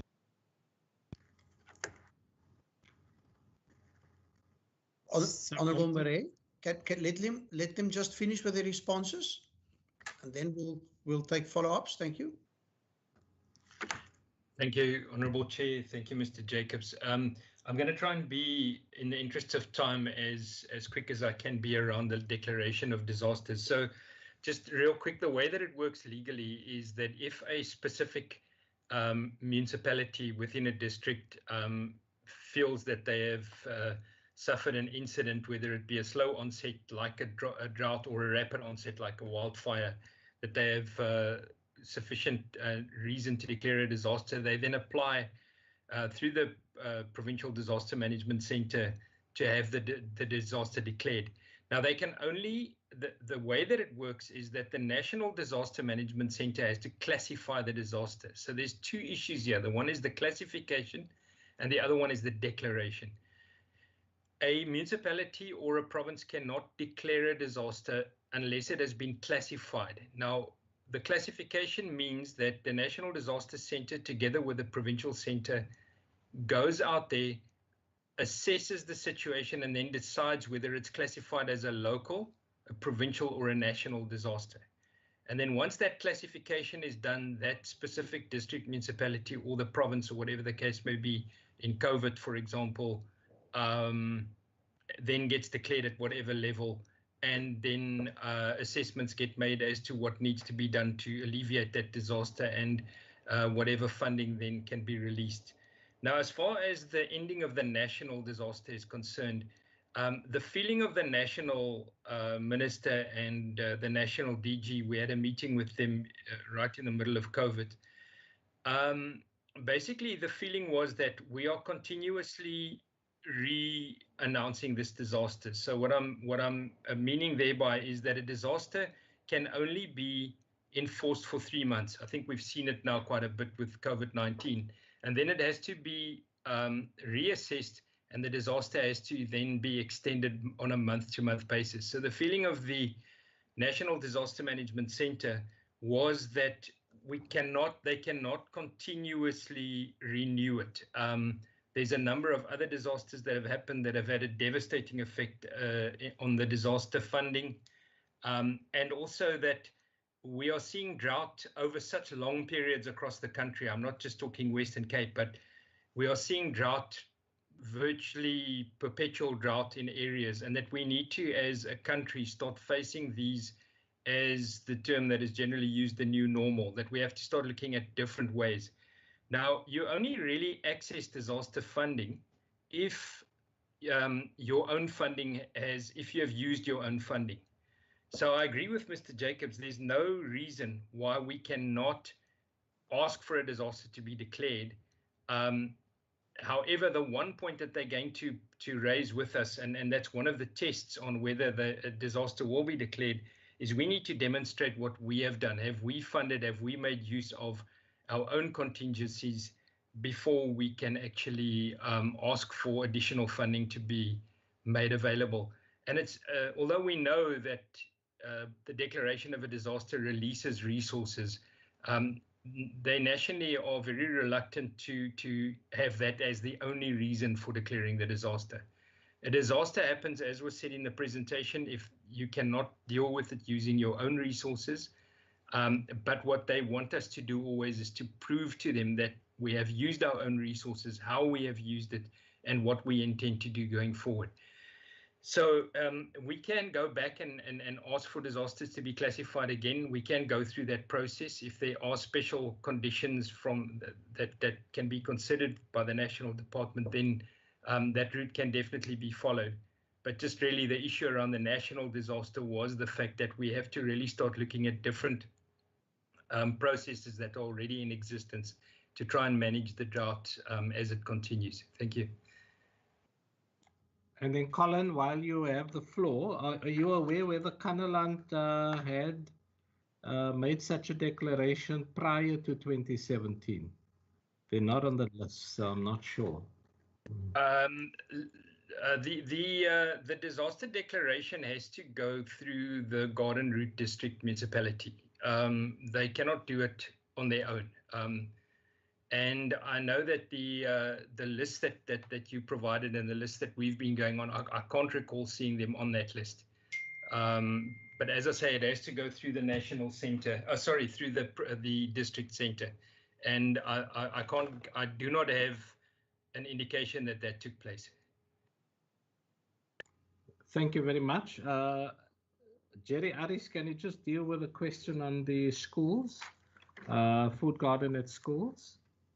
Yes, thank you, Chair, and good afternoon, members, and good afternoon, Honourable Bartman. Thank you very much for the question. I've just spoken to my colleague in Laingsburg, Honourable Bartman, and he is busy dealing with the household gardens. I think for the past 3 or 4 months, there's quite close to 50, but he's especially busy with the school now, and he's also looking at, obviously, water will be an issue. We'll see how much water is there, but he is also looking at maybe to using part of the rugby field, if possible, and there's water to plant vegetables. But we are busy with that process. It seems that the current headmaster is going to leave sometime, and he's busy engaging the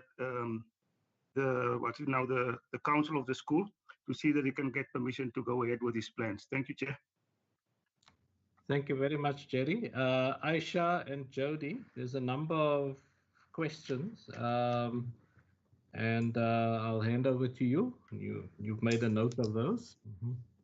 Yes, thank you, Chair, Honourable Chair and DDG. The first thing is it's a question that came throughout the various members had asked. Is the one around the Karoo and how sustainable farming is in the Karoo. So livestock production in the Karoo is appropriate for the vegetation. So the vegetation in the Karoo is Karoo vegetation. It is succulent plants, and as a result, even in the semi-arid area that we have, with rainfall of mean annual rainfall of about 225 to about 350 millimeters, the vegetation is adapted to that rainfall. So as such, the animals, and Jody Wenzel mentioned it earlier, is that there's no irrigation pastures in the Karoo, and well, parts of the Little Karoo has irrigation pastures, but in the Central Karoo they don't have, in Matsikama they don't have. And the stocking rates is based on the available veld in the area. So the farming is adapted to the vegetation type. What we have done is we've ensured that farmers decrease their numbers in terms of stocking rate and what's allowed within the current vegetation type, to allow the stocking rate based on the available veld. So that's around livestock production within the Karoo and how it's adapted and managed in a sustainable way. What is also, or the interventions that we've included is with National Department of Agriculture, Land Reform and Rural Development, is that we've had with Northern Cape, ourselves, and the Eastern Cape, a collaborative engagement where we're basically developing a strategy for the 3 provinces. And what we are currently doing is, or what came out of the engagements was that the 3 provinces need to coordinate and collaborate in terms of the interventions and how we progress.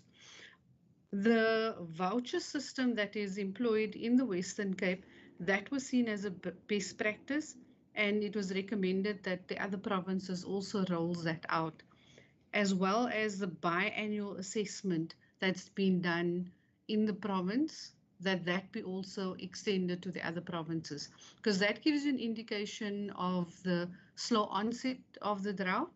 It gives you that early warning signs you need, and at the same time, it allows you to be prepared. But you can also then access your long-term data in terms of the veld condition to see whether it compares it from year to year. And you've seen in the 3 slides of the maps how we were able to track the veld condition. And then the 9th, apologies for that. As part of the assessment, when we do the assessment, we basically determine which areas have recovered, and as Jody has said, to basically adapt the farmers or the numbers of farmers that we support with fodder. So the 975 is they were part of the 2,500. And as the veld conditions improve in certain areas, the numbers, the farmers in the improved area, they were removed from our support because they no longer needed support, and we wanted to focus our support in areas where it's most required.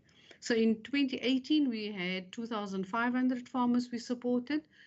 When areas in the Swartland recovered, we reduced that number by 1,000 to 1,500. And then with our latest map, we see more areas recovered, and now we have 970 farmers in the most critical and extremely critical and critical areas.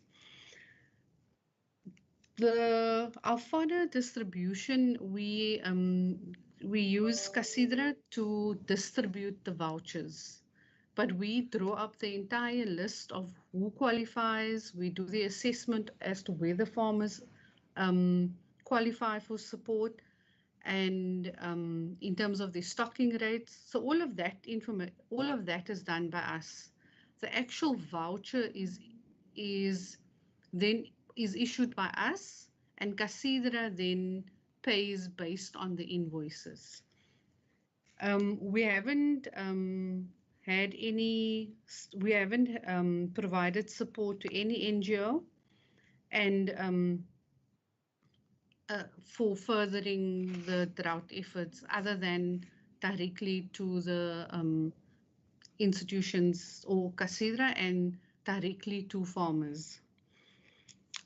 Our ecological infrastructure, or the Honourable Bartman's question with regards to the river management plans. So what we do and what we support farmers with is to develop a river management plan, and that will be for a river stretch, and that will be more than one farmer. So we determine what is required, what interventions is required, and that gets signed off by Department of Environmental Affairs. EIAs, that is required when there's significant disturbance of the watercourse. So wanting to build a structure in the river, or wanting to use diggers in the river. In that case, you will need an EIA. But for general work within a river management plan is required. What we've done to support farmers is ecological infrastructure projects, and that is part of that is to promote healthy and functioning ecosystems. And to get that, we invest in removing aliens, and that we do directly with individual farmers. So farmers who's willing to work with us, we support them in doing initial clearing, and then they commit to doing the follow-up, because alien clearing is heavily dependent on the follow-up. So even if you do initial clearing and you don't have a long-term commitment for follow-up, you might as well leave the initial clearing. The other investment that we also make is around soil stabilization. So we've got in the Karoo particular areas where there's heavy soil erosion, we build erosion structures to stabilize the soil in those areas and prevent further erosion. Then we also have hard infrastructure. So we build groins and weirs in rivers where the river has been disturbed and there's heavy loss of the river banks and productive agricultural land. So, and then it has an impact of that soil being deposited further downstream. And when it's deposited downstream, it has an impact on water quality as well as water availability to the downstream farmers. So what we do is we build structures to basically slow down the flow in the event of a flood. And in that way, it prevents or reduces the extent of erosion, soil erosion on the banks. Can you just deal with the tree replacement plan? Because I'm mindful of time. Sorry, Chair, DDG? Tree replacement that the Chair asked about. Okay. The tree replacement, we have a restoration garden that is currently in our Worcester office. And what we do is we collect soil material in the genetic material in the local areas and grow seedlings as part of restoration and recovery. And that plant is available free to communities that wants to plant. So we just need to get an indication and then we'd be able to provide the necessary trees. Thank you, DDG. Thank you. If I can just ask Lo just to comment on the further question of the point made by Member Marie around macadamia nuts and any shifts that he's seen. Lo, please come in. Thank you, DDG and Honourable Marie, for the question. I hope I answered your question, but yes, macadamia and pecan nuts have been growing very fast, and it's one of the bigger export industries in South Africa. Of course, in the Western Cape, a very small proportion of the trees are planted here. I think it's 3 to 5%. The main growing regions are in some areas of the Free State and then in Limpopo in the Tsanin area. But basically, we're looking at very strong growth in macadamias. In fact, we've got about 44,000 hectares planted in South Africa, which have increased quite a bit. And currently, we've got about 60,000 tons harvested, in which about half of that is cracked here and then exported, and the others are exported within the shell. But when it comes to the question regarding to, obviously the land will be allocated either as with irrigation or not. So obviously when we talk about dryland areas and then talk about irrigation farming, then it depends whether there's water available to that land. But then from a Western Cape perspective, we've often said that we want to focus on agriculture expansion that's specifically focused on being labor intensive and often also export focused, because those are high value exports that generate a lot of economic value and give a lot of sort of employment opportunities. But yes, so there's a lot of opportunities also for macadamia growth in the Western Cape. But it's not only those macadamias and pecans, there's also now talk of pistachios and others. And then just the last one about, the wild or the game. The Western Cape is not a very big area for game, on farms. The biggest ones we have are springbok, kudu, impalas and others. And just as a last comment, we as the department, we actually keep track of all the auctions happening within game. And that will be with all your different color variants in the different game. But just on the side, that market has really taken quite a big hit the last 2 to 3 years because those high prices couldn't be maintained. But I mean, there's certainly still opportunities in that market. But in the Western Cape, it's quite a small proportion. I hope that answers the question. Thanks. Thank you very much, Chair. I hope we've done all the questions from yourself and the members justice. Thank you very much. Thank you, Mr. Jacobs. Mr. Jacobs, thank you very much. I think many of our members would still have follow-up questions, but if I may propose to the meeting that we then submit those questions in writing to you. But for now, thank you very much. Thank you for the presentation. And I must say, in summary, although we know agriculture is highly challenging and the weather and climate plays a huge role, it is heartening to see that, at least some of the farmers in the province may be able to look forward to the future, and especially the immediate future, weather permitting, and that our hopes are still on agriculture as a huge contributor to the COVID-19 recovery. And it seems to me as if it can start with the winter rain crops of 2020 to a large extent. So to you and your team, thank you very much. Thank you for the presentation, for preparing all of that, and for attending our meeting. It's always highly appreciated, and you are such a source of information. Please, I'm already looking forward to our next engagement. So thank you very much to you, and with that, you are most welcome to leave our meeting. I presume some of you may also be interested in what the National Department of Agriculture, Rural Development and Land Reform has to say. And with that, honourable members, if it's fine with you, I'm not going to adjourn for 5 minutes unless there are any of you who would like to indicate that you believe that is a much needed break. But in the interest of time, we go over, and can I ask, is it Mr. Lazarus Joseph that will be doing the presentation from National? That is correct, Chairperson. He is, I think, he's in the meeting. He's ready to put up his presentation. Thank you, Chair. I think initially, I'm not sure if you heard me when I welcome you, Mr. Jacobs.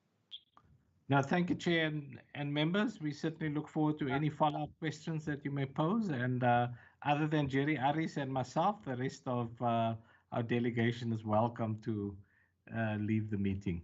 Thank you. Correct. Thank you. Thank you very much. And with that, Mr. Joseph, over to you. I see you're still muted. And I do hope you will be able to beam your presentation onto our screens. I see you're unmuted, so thank you very much. And over to you, Mr. Joseph. I don't know. I hope you heard me initially when I said we're really grateful that you were able to join us today.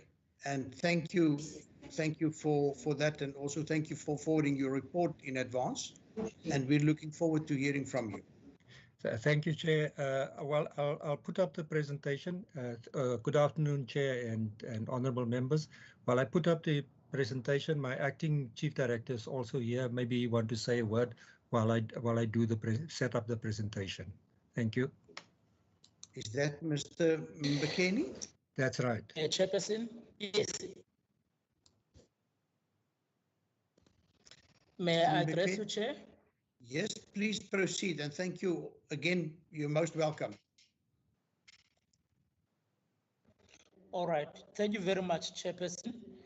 Honorable Chair, honorable members and colleagues, as I've introduced myself earlier, Lubabalo Mbekeni from the Department of Agriculture, Land Reform and Rural Development. Chair, mine is to thank you for affording us an opportunity to brief this meeting in terms of the progress around the TRANCRA. And our province has got the most TRANCRA areas in the country, so it's very understandable that your the standing committee has got an interest on this matter. Earlier, Chair, you did read the apologies from our political principals, both our minister and our deputy minister, who have sanctioned us to be here in their stead. Thank you very much, Honorable Chair. Mr. Joseph is going to take you through the presentation, and at the end, we'll then attend to questions and comments. Thank you very much, Chair. If you so allow, then we can allow Mr. Joseph to take us through the presentation. Thank you, Chair. Appreciate it, and over to you, Mr. Joseph.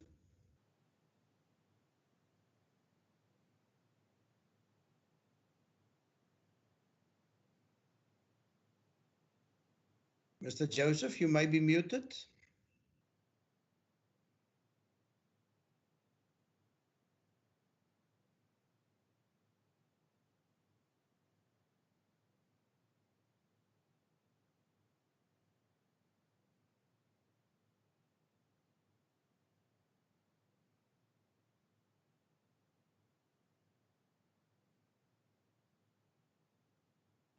Apologies, Chair, for my inaptitude with the technology. I'll go back to my presentation.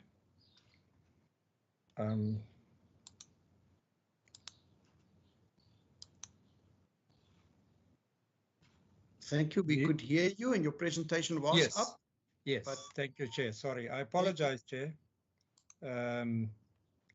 The Transformation of Certain Rural Areas Act, if I just can go back to my first slide, allows for to provide for the transfer of certain land to municipalities and other legal entities, and to remove restrictions on alienation of land, the matters with regard to minerals, the repeal of the Rural Areas Act of '97, and related laws, and provide for matters connected to therewith. Now, this act allows the publication of a gazette announcing a transitional period where this act will be implemented. Now, I'm going to shortcut, and perhaps maybe when there's questions afterwards, I can give more detail.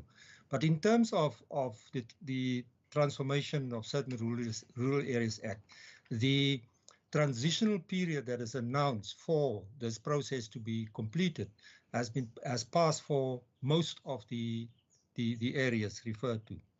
Now, in that process of transitional period, the following areas were completed. Ebenezer, we have transferred 17,863 hectares to the Communal Property Association of Ebenezer. Mamre, 4,554 hectares were transferred to Mamre Communal Property Association, and 559 hectares were transferred to Haarlem Communal Property Association. Now, in the case of Ebenezer and Haarlem, there are still outstanding portions that must be transferred. But in the case of all of those two and the other areas, with the exception of Rietpoort, the transitional period has passed, which then brings in Section 313 of the Act. Now this, as stated there, Section 313 states that any trust land, which is now the Trankrai land, which is in the remainder, which is not transferred at the expiry of the transitional period, vests with the minister and may continue to hold such land in trust and may any time thereafter dispose of that land in accordance with the principles of the Act. So if you look at those areas where Section 313 will be applicable to, it would be Kranshoek, Zoar, Haarlem, that is the portion that I referred to earlier, Vremersheim, Slangrivier, Sierbraak, Genadendal, and Pineal. I've excluded Saron in this part because the transitional period is also passed for Saron, so Section 313 is also applicable. However, at Saron, we became aware of a land claim that is busy being processed in Saron, which basically will put the application of Section 313 slightly in abeyance until we finalize the negotiations in terms of this, the settlement that the restitution of the Regional Land Claims Commission will settle with the Restitution Committee in terms of Farm 40 in Saron. With regard to Rietpoort, which has not been gazetted yet, a similar situation exists there where there was a land claim on the remainder of Rietpoort, but a settlement has been reached between the Commission and the claimants, whereby either alternative land will be provided to the claimant, it's one family, or a financial compensation. So we can now proceed with the gazetting of Rietpoort, which will then start the transitional period. Now, if we just look at the areas that we're talking about that's outstanding, in the case of Haarlem, we're talking about 637 hectares. As you know, it's in garden route. And the Section 3 submission, where we now request Minister, inform Minister that the transitional period has passed, that Minister can now apply her mind in terms of how she wants to deal with the trust land in the remainder. Now, in the case of Haarlem, the property currently is registered with the George municipality. We already got indications from the George municipality they will comply with Section 313. We are waiting the formal notification, a council resolution from their side, whereby they would confirm that. Part of this process will also include that the subdivision servitudes of municipal assets on the property. And in this case, it's the commonage in Haarlem that will take place before we transfer the property. So we envisage in the case of Haarlem that we will submit to the state attorney by the beginning of January all transfer documents, and then would see the transfer of ERF 3434 to the Haarlem CPA. So that's with regard to Haarlem. The second one is Zuar. Now Zuar has got 3 properties, Farm Zuar, and we have got Farm Kuskuru, which is farm number 77, and Farm Uitvlucht, number 79, all in Kannaland municipality. Now, in the case of Farm 78, currently vests with the Provincial Department of Human Settlements, and the other 2 properties, Kuskuru and Vlucht, vest with Minister. So those 2 we can proceed, but we want to do all 3 properties at the same time. So we have requested the Minister, through the Minister, that the HOD MSC of Human Settlements concur with the Section 313, and so that we can inform State Attorney that property must be transferred to the Zuar Communal Property Association. In the case of Kranshoek, there's 2 properties. That is portion 4 and portion 6 of Farm Kranshoek, number 432. Kranshoek has already got a CPA registered, and we've got an agreement with the CPA, and we've got also a Bitu municipality resolution. What we've tried to do is to conclude the submissions, to conclude the subdivisions and servitudes of municipal assets on it. But we need to get Minister's concurrence that we can proceed with her blessing with the transfer of the property to the Kranshoek CPA. So that we also hope to conclude by middle of February, the transfer, submission of documents also at the same time in the beginning of January. Frimersheim, I might just say in terms of Kranshoek that the property currently vests with the Bitu municipality, and that's why we needed their council resolution, which we got. They gave us a council resolution with the condition that those assets be transferred to them before we transferred to the Kranshoek CPA. Frimersheim, West with Minister, transitional period has passed.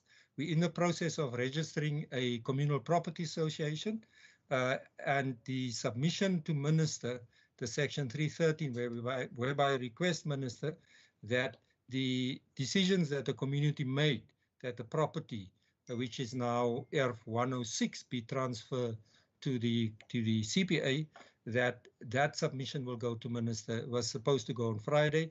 It will go this week to Minister to get her consent to start with this process. The next one, also in Garden Route District, 804 hectares, Slangrivier, slightly different than the others. We have requested the consent for them. So firstly, the transitional period has passed, so we want to do the submission to Minister. We're delaying that submission to Minister because the referendum whereby the community would decide in terms of the act, that in that referendum, the community decided that the remainder of Farm 309 be transferred to a CPA, but and this is the difference, but that the municipality managed the farm for the next 5 years after the minister concurred, obviously, but that in the same time, during that 5 years, the property, farm 309, the remainder still remain with the CPA. We need, however, from the municipality council, the council, a consent that they concur with what the community have decided. And we have got notification today that they will, by the end of this month, they will provide us with that resolution so that we can submit to minister to concur with that decision.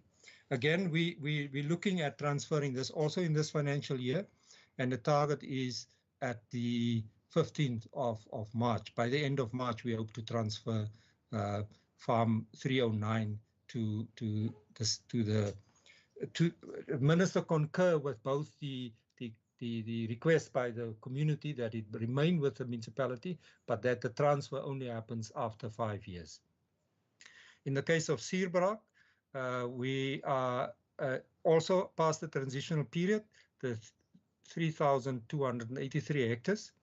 We are also awaiting a council resolution, and we're ready to submit the 313 submission to minister to agree with the transfer of F1 to Sierbraak Communal Property Association. We're also in the process of finalizing the registration of that CPA in those communities. The next one would be Pineal, a smaller part. Transitional period has passed. We're also, again, in the process of registering that CPA.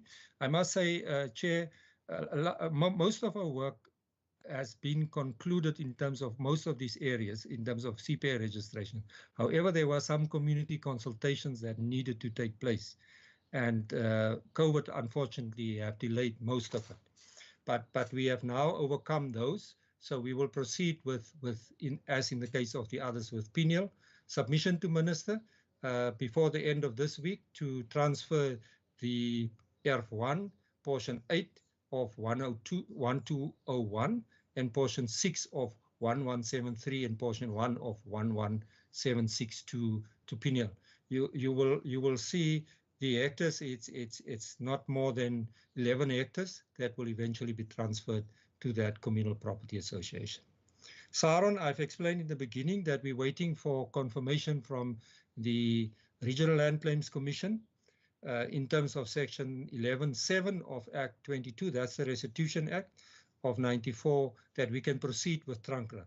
We have, in essence, completed most of the work around the registration part of the CPA. There is slight regularization of the process that we need to do with the community, but we are ready to submit to minister as soon as we get confirmation from the Regional Land Claims Commission that we can proceed, that the property be transferred to the CPA. We also received from Drakenstein Municipality concurrence with the section 313 of the Act that the property must be transferred to the choice of the community, which is a communal property association. They also indicated that the assets of the municipality on the remainder, that assets must be transferred, those parts of the must be transferred to the Drakenstein municipality. So we're also targeting this for transfer by the end of this financial, before the end of this financial year. Ebenezer, Ebenezer, we have transferred already a significant part of the remainder. However, 2 properties were not part of the original gazette of the transitional period. And those 2 properties are portion 1 and 2 of Ebenezer Colony Farm 187. And we will now have to gazette a second gazette whereby the transition period will be announced. But we foresee, because most of the work has been done in the during the transfer of the remainder of Farm 187. And we don't foresee the 18 months or 24 months for the transition period to be concluded, and because decisions has been made by the CPA, the current CPA, around those 2 properties, so we don't foresee the same period to take place, and foresee that we would transfer this by the end of February in this financial year. Then we've got obviously the two properties that we're targeting for the next financial year would be Rietpoort, which will be the same as Ebenezer. However, it will be a longer process. I must also just say that the community of Rietpoort include the community of Lepelfontein. It's three or four villages, but the one part of the community is in the Northern Cape, and we must align our work with Matsikama municipality in the Western Cape with Kamiesberg municipality in the Northern Cape, so that because the community in the initial discussions felt that they are one community that's straddling the border between the Northern Cape and the Western Cape, and they want it to be dealt with the same. You will see the two portions that I've listed here is remainder of Farm 42 of 42 and remainder of Farm 43. But the fourth portion, the third portion is Erf it's Lepelfontein. It's Erf1 in Lepelfontein. It's about 2,800 hectares. But the intention is to align those two processes between our colleagues in the Northern Cape and us here, so that the transfers happen the same. The transition period is the same. However, we will do the consultation with both municipalities in the Northern Cape and here in the Western Cape, which is Matsikama. So those two, you will see the different steps that we listed that needs to be done. We will up to the end of March, whereby we will then submit to Minister after the referendum and registration, we will submit the report to Minister in terms of the decision of the community, and then hope to transfer by the end of March by 2022, by the end of next financial year. The last one is Genadendal. Now, Genadendal, the transitional period has also passed. There's, however, one complication with Genadendal. We are now in the process of working with the community to decide on a legal end. They didn't have a referendum. Transitional period has passed. We have done some work on it, but the one challenge with Genadendal is there was a court order. I think it was in 2009 or 10, whereby the High Court ruled that Section 2 and Section 3 of the Act should be treated the same. In fact, it's an agreement between Theewaterscoop Municipality, the department, and the Transformation Committee in Genadendal. Now, this is a complication because it contradicts what the Act says. If you look at the Act, Section 2 of the Act says that the land in the township, which is where the normal village is, will vest with the municipality except where there's registered and registrable rights, which will then be catered through that process. So the town part, the village part, or the urban settlement, if you like, would then vest under municipality. Our minister doesn't have any say on what's happening there. During after 1998, when the Trankra Act was promulgated, there was supposed to happen a Section 16 deeds application, whereby those properties vest with the municipality, except where people is already in the names of people. Now, since then, 98, a process has been taken place with the Provincial Department of Human Settlements, where the residential portions were transferred to people who occupy them and who was allocated to them. The vacant parts were supposed to be vested with the municipality. Now, in most cases, it didn't happen, and you will find in those areas that some parts, some residential portions, and some portions in the township still vest with what is called, in the case of Slangrivier or Genadendal, would call the Gemeenskap of Genadendal, which is basically means it's supposed to vest with minister, but it should be with the municipality. In Genadendal specifically, this was a lot of conflict and contestation between the representatives of the community, Theewaterskloof, and the department, and that led to that. And in order for us to complete, because we will have to take this order under review if we can't convince the Transformation Committee or the community that we can proceed as per it. The Minister can only, in terms of Section 313, pronounce herself on the remainder of this, specifically Farm 39 in Genadendal. So that's why we have put it later in next financial year for the transfer. We expect my colleagues are meeting today with the Transformation Committee and some other members of that community to try and see if we can find out that settlement, because it will be contrary to what the Act says. As I've indicated, Section 2 doesn't give Minister any say what is supposed to happen in Section 2, only in the remainder. So this is where we are. I think if I can conclude, Chair, I think the process, as I think most of the honourable members might be aware of, in essence, the process before you get to Section 313, allows a consultative process with the local municipality and the community, resulting ultimately in a referendum. And the referendum has taken place in all of these communities, except in Genadendal and in Rietpoort, whereby the communities have all participated. Now, I must say communities, but residents in terms of the Act. Anybody who were 18 years and older at the time of promulgating of the Act in December 1998. So they had opportunity to participate in a referendum to decide to which entity the remainder must be transferred, and that the Minister must effect that. Now, all of them, with no exception, have decided that it must go to a communal property association. Now, I say not Genadendal because the referendum didn't take place yet. But with the exception of Slangrivier, who indicated the land must still remain with Slangrivier, Hessequa municipality until the end of 5 years before they, as a communal property association, take over the land. Chairperson, I'm going to stop there and then allow for questions from the honourable members. Thank you.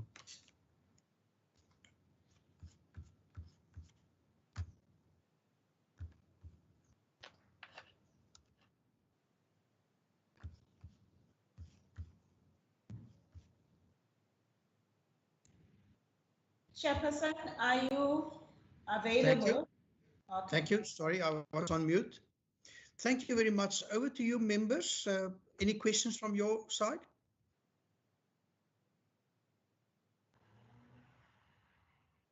I don't know if you see my hand, Chairman. Chair, can you see my hand? And Honourable Maran and then Honourable Maseku. Thank you so much, Chairman. Thank you so much for that presentation. It gives us a lot of satisfaction to see that the Minister has not delayed the transfer of this land, because as you know, after the tricameral parliament came to an end, that was in 1994 already, this land has been held in trust by the national government. So that's 26 years ago. And I was getting anxious to see what's happening. Why is there no movement? So it's just too outstanding, according to your presentation, which is Genadendal and Rietpoort, where referendums in terms of the Trankra Act should be held to consult and get the buy-in of the communities. I just would like to know, and I know that this is not stipulated, but similar land like Elam, Wuppertal, and Pakkelsdorp, why are they not included in all this? I know there's 13 areas in the Western Cape, the rest is in the Northern Cape and in Eastern Cape. There's more land, almost 1.5 million hectares in total. But I would like to know what the situation, do you know anything about that? And also on this slide of yours, there's a column H/H. what is that? What does it stand for? Thank you, Chair. Thank you, Honourable Marais. Over to you, Honourable Maseko. Thank you very much, Chair. Chair, I don't have a lot of questions. I just want to find out from the department. And I'm going to make an example with the Ebenezer, because Ebenezer has been a problem land reform project for quite some time, that most of the communities around there, they've been complaining. They came to the province complaining about some of the decisions, and I can't blame the department there. I think there are community dynamics also that are involved. So is community dynamics in different communities for the land reform. But the concern that I do have is a process itself, that it takes a long time to allow those community dynamics to develop, to be the problem to the department itself. And I tend to believe that there is the best practices maybe that can be identified, so that as the other land reform projects are being instituted, they go faster than the ones that are already problematic. But the modus operandi, it seems, is the same. And the 24 years, the 26 years, you get your District 6 that is have been hanging in there. That those people that celebrated to receive, they pass away before they can enjoy living in those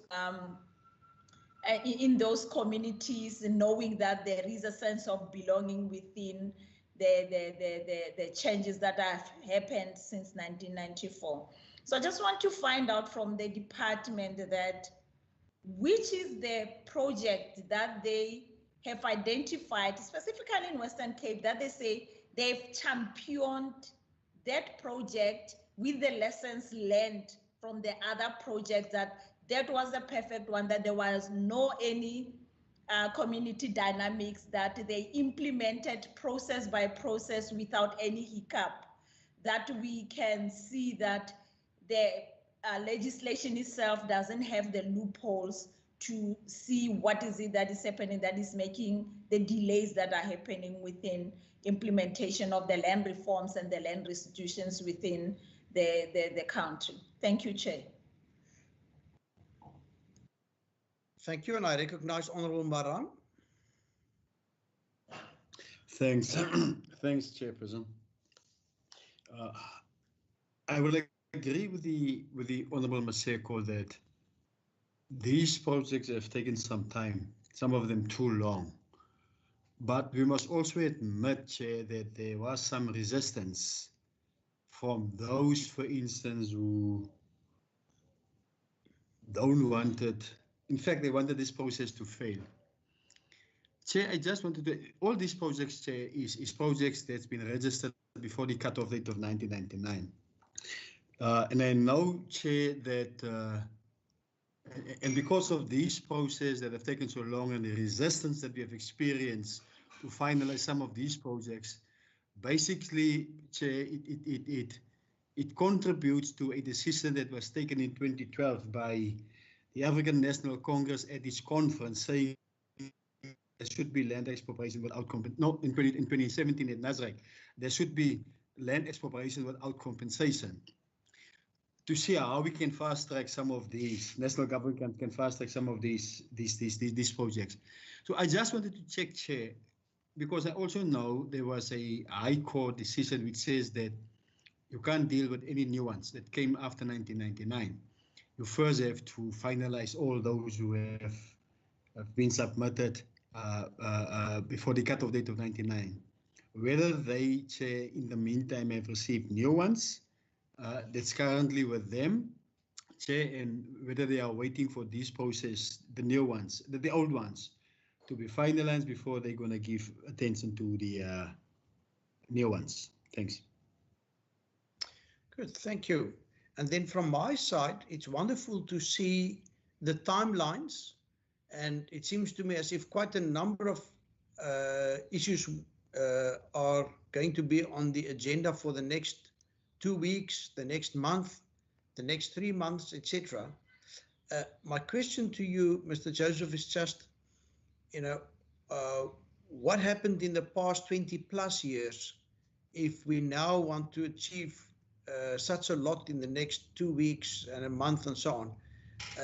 And some of the members have referred to what I would call not opposition, but probably contestation regarding some of these pieces of land. So my first question is just, what caused the delays and what caused you now to I almost want to say, go into overgear with the Trunkra process? And then secondly, just obviously the ultimate aim of this is for this land to be put to best use for those identified communities. Yet we've seen that quite often these CPAs have got a lot of infighting. There are lots of allegations regarding their monetary affairs, like financial bookkeeping and so on. So to what extent have you also been able to, once you've handed over pieces of land, been able to guide these communities to ensure that the land is being utilized for the greater good and not for those that serve on the boards of these CPAs, etc.? And with that, over to you, Mr. Joseph.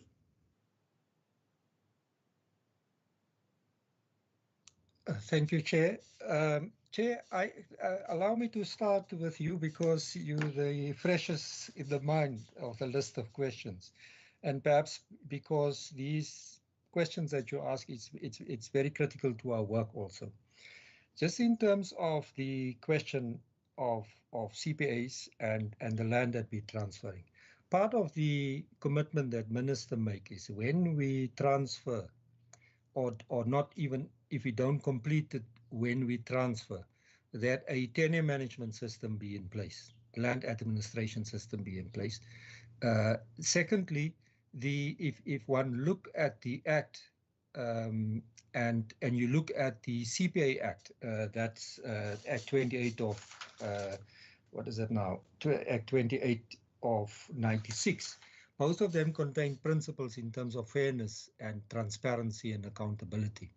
So one, in terms of the CPAs that we transfer the land for, part of this process that we're doing, when we submit to minister, transfer and request that the land be transferred to this CPA, included in that submission is a land rights inquiry report, which indicates who is currently using the land and what are their rights and how will the CPA, in terms of its constitution and operation, protect those rights. So in essence, the tenure management system is partly assisting the communal property associations to ensure that the land that people are currently using, that those rights are protected in the process. What we also provide with them is a land use management plan, and as an entity, they then allowed also with an entity with agricultural resource to approach both Department of Agriculture and ourselves, Provincial Department and ourselves, for assistance in terms of those. So I think just in terms of what happens after we transfer the land, a system should be in place to ensuring that the land are used the best. What we also do, we have got a director, the spatial planning director. They would do a land use plan, which indicate which portions of the land are suitable for agricultural use. I must just say, in terms of, as an example, talking about Slangenrivier, the Slangenrivier community have decided, one, that they are currently, I think, over 30, between 30 and 40 farmers that's leasing the land on it. That after a period, that the whole land, because it's a small portion of the community that benefits, that they want to establish a company that will manage in conjunction with the strategic partner, the farm, on their behalf, and that the benefits accrue to that would go for a community to the benefit of the community. Just in terms of monitoring, the department, after transfer, the director that I'm working for, tenure reform implementation, is responsible for monitoring CPAs.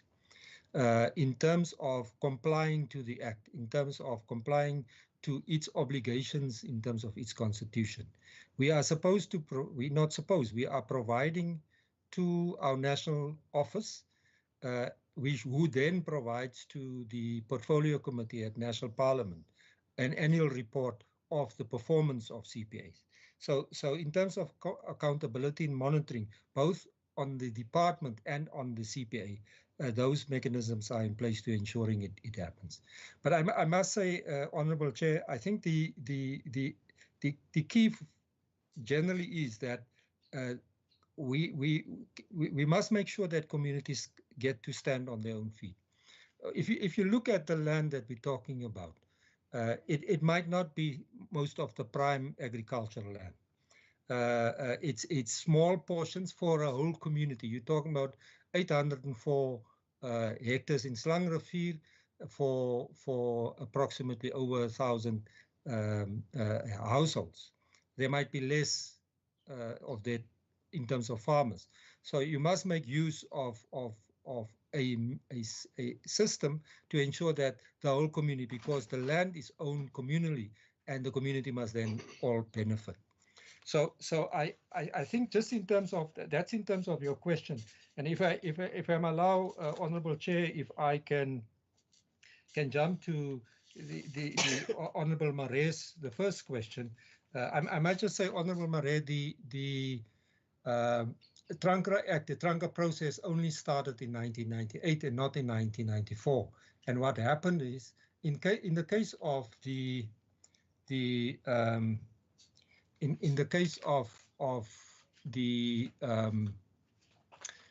Trankra areas in the Western Cape, if you start with Haarlem, for example, Haarlem was transferred to the municipality, never vested with minister. Section 313 now compels the municipality to transfer to minister.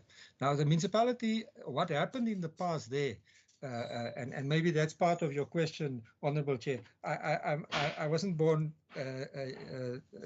so many years ago, but I think over the 20 years, I think what Honourable Marani said, the conflict in the community, the contestation have delayed the process.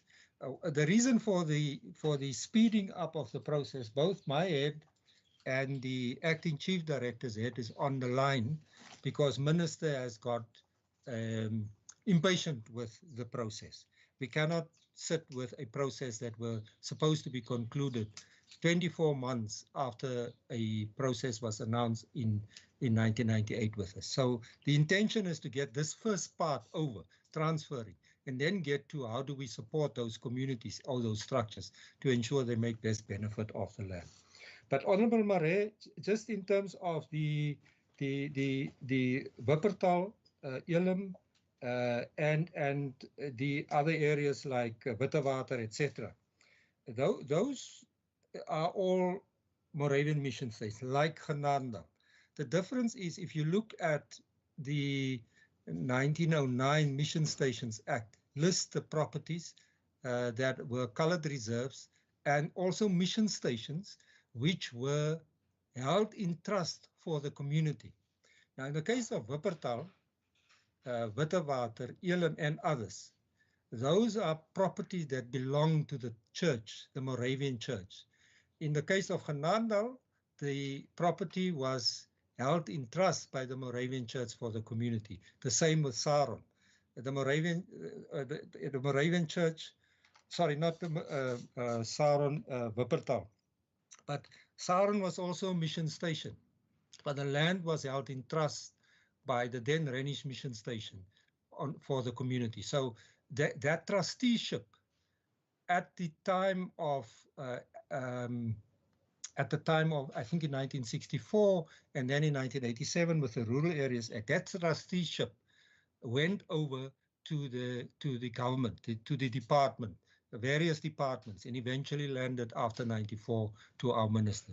So that's why Wuppertal, Elim, and I think Pakkelsdorp specifically were not held in trust for the community, but was owned by the church. It is a matter of contestation within those mission stations, who felt they must be treated in the same manner as is the case with the other Act 9 or Trankra areas. So that's I think the evolution of legislation and ownership determines which became Trankra and which didn't become Trankra. Just Honourable Marais, the HH is just the number of households that we counted. It is based on Statistics South Africa, not necessarily in terms of what would be the residents as per the Act. Remember the Act 94 of 98 say a resident is somebody who were 18 years and older at the promulgation of the Act, which is somebody who's older at the 3rd of December 1998. That person is then a resident or somebody who's a ratepayer. So it differs then from what the households are. That households is probably the 2014, I think. I don't know which census it was. We just use that figure as an indicator how many people we are talking about. Honourable Maseko, yes, Ebenezer. I think what we must understand in terms of Ebenezer has got two portions. One is the one part of piece of legislation applicable to Ebenezer is the Transformation of Certain Rural Areas Act 94 of 98, this act that we're talking about. But Ebenezer is also a beneficiary of the Restitution Act, whereby the community receive land through the Restitution Act. So it's two pieces of legislation. We are responsible for one piece, which is the Trankra Act, and it lists then those three portions that will be transferred in addition to land that they receive through the restitution process. I'm very careful, Honourable Maseko, because the dynamics and the situation in each of these communities differs. But I think I would rather have an approach, and that's what we're trying to follow. We look at Ebenezer, we look at Slangrafir, Mamre, all those areas, and sensitize those aspects that we feel work best and transferred to communities where we can. I think generally what I accept is, and I think you all, honourable members, are familiar when dealing with communities, it is not a straight line. Development is not a linear process, and one needs to adjust to it. And I think what we find is I think the transfers that happen, Honourable Maseko, is at Haarlem, Mamre, and in Ebenezer. Of those three, partly because of the resources that Ebenezer has, they're fairly stable. There's a lot of contestation, and a lot is to do with what happened around the land claim, the restitution. But it spills over and obviously influence, because it's the same community that benefits from the Trankra land. And then it's a question of how do we support, even after transfer, the ensuring that CPA is compliant. I would from lessons learned, there's a number of lessons that one can learn from Ebenezer. It is a large community, but there's also lessons to learn from Haarlem. Haarlem have received the farm annulled, and they must now receive R434, which is the commonage. And I think it's at the commonage where there's a lot more contestation. But the work that they're doing, and with assistance of Casidra, they've managed to continually farm, manage the farm. The CPA has got a company that farms the farm annulled, which indicates if you have got proper leadership and continuous training of those members, but not only the committee members, but also community members, then you will ensure that it will remain stable. I think stability, and Honourable Chair has referred to stability in CPAs across the country. And I think if you take the example that Honourable Maseko referred to in District 6, I think when we get to resources coming into a community, then a lot of contestation take place. It is however important to understand for me that the success also doesn't not only lie with us. Now, as I've indicated, the Director Tenure Reform Implementation is responsible to monitor and support CPAs to remain compliant with the Act. and we are doing it. But a lot has to do with how do we crowd in other resources, and not financial only, from other departments, because the issues that we're dealing with, it's not only tenure related, it relates to other elements. And if we understand the history of these Act 9 areas, where it comes from, and it has a similar origin as the 1913 Land Act, but that history is a discussion for another day. It tells us that the answer does not only lie in transferring land to those communities. It also relates to how do we get more resources and add value to the current land that they receive to ensure that that community thrive economically. Just in terms of but just a straight question, Honourable Maseko, I would say the best practice what we see in if I take one example would be what I see in Haarlem. But there's still a lot more work to do. A lot of the conclusion and of the first phase of Trankra areas was only recent. Ebenezer was transferred last year. Mamre was transferred in 2013. And Haarlem was also transferred in last financial year. So it's early days to see how do we continue and learning from them. I think Honourable Maran referred to I think maybe it's just the way that I presented Honourable Maran. I think what you referred to sounded for me like the land claims process, where the cutoff time was December 1998, where people had to submit claims. Now that is applicable to Ebenezer. The Trankra process doesn't have a cutoff time. However, the cutoff time comes in where we announce a transitional period, and you've got 24 months to complete the process. If the process is not complete by then the section 313 of the Act applies, where we then ask Minister to apply her mind to decide where we must transfer the land. Chairperson, I hope I've answered. I'm not able to answer the question what happened over 20 years, but I think we are clear that it is the first phase is the transfer. The work happens after that transfer. And I think we have hung up too much about the transfer. And I think communities also realize now that we can transfer, but the work must happen thereafter. Thank you, Chair. Thank you, Mr. Joseph. Honourable members, are there any follow-ups? And as Mr. Joseph has said, you know, he can't testify or he can't explain what happened in the first 20 years, but I think we're all appreciative of the fact that they now want to move quickly and to finish this process, which I think we all agree should have been finished quite a while ago. Honourable Maran? No, Chair. It's actually to say, Chair, I have sent a message in the message box that I'm withdrawing my question. Maybe the presenter have not seen that particular message where I've said I have withdrawn, because I've realized now that we are not dealing with restitution. Thanks.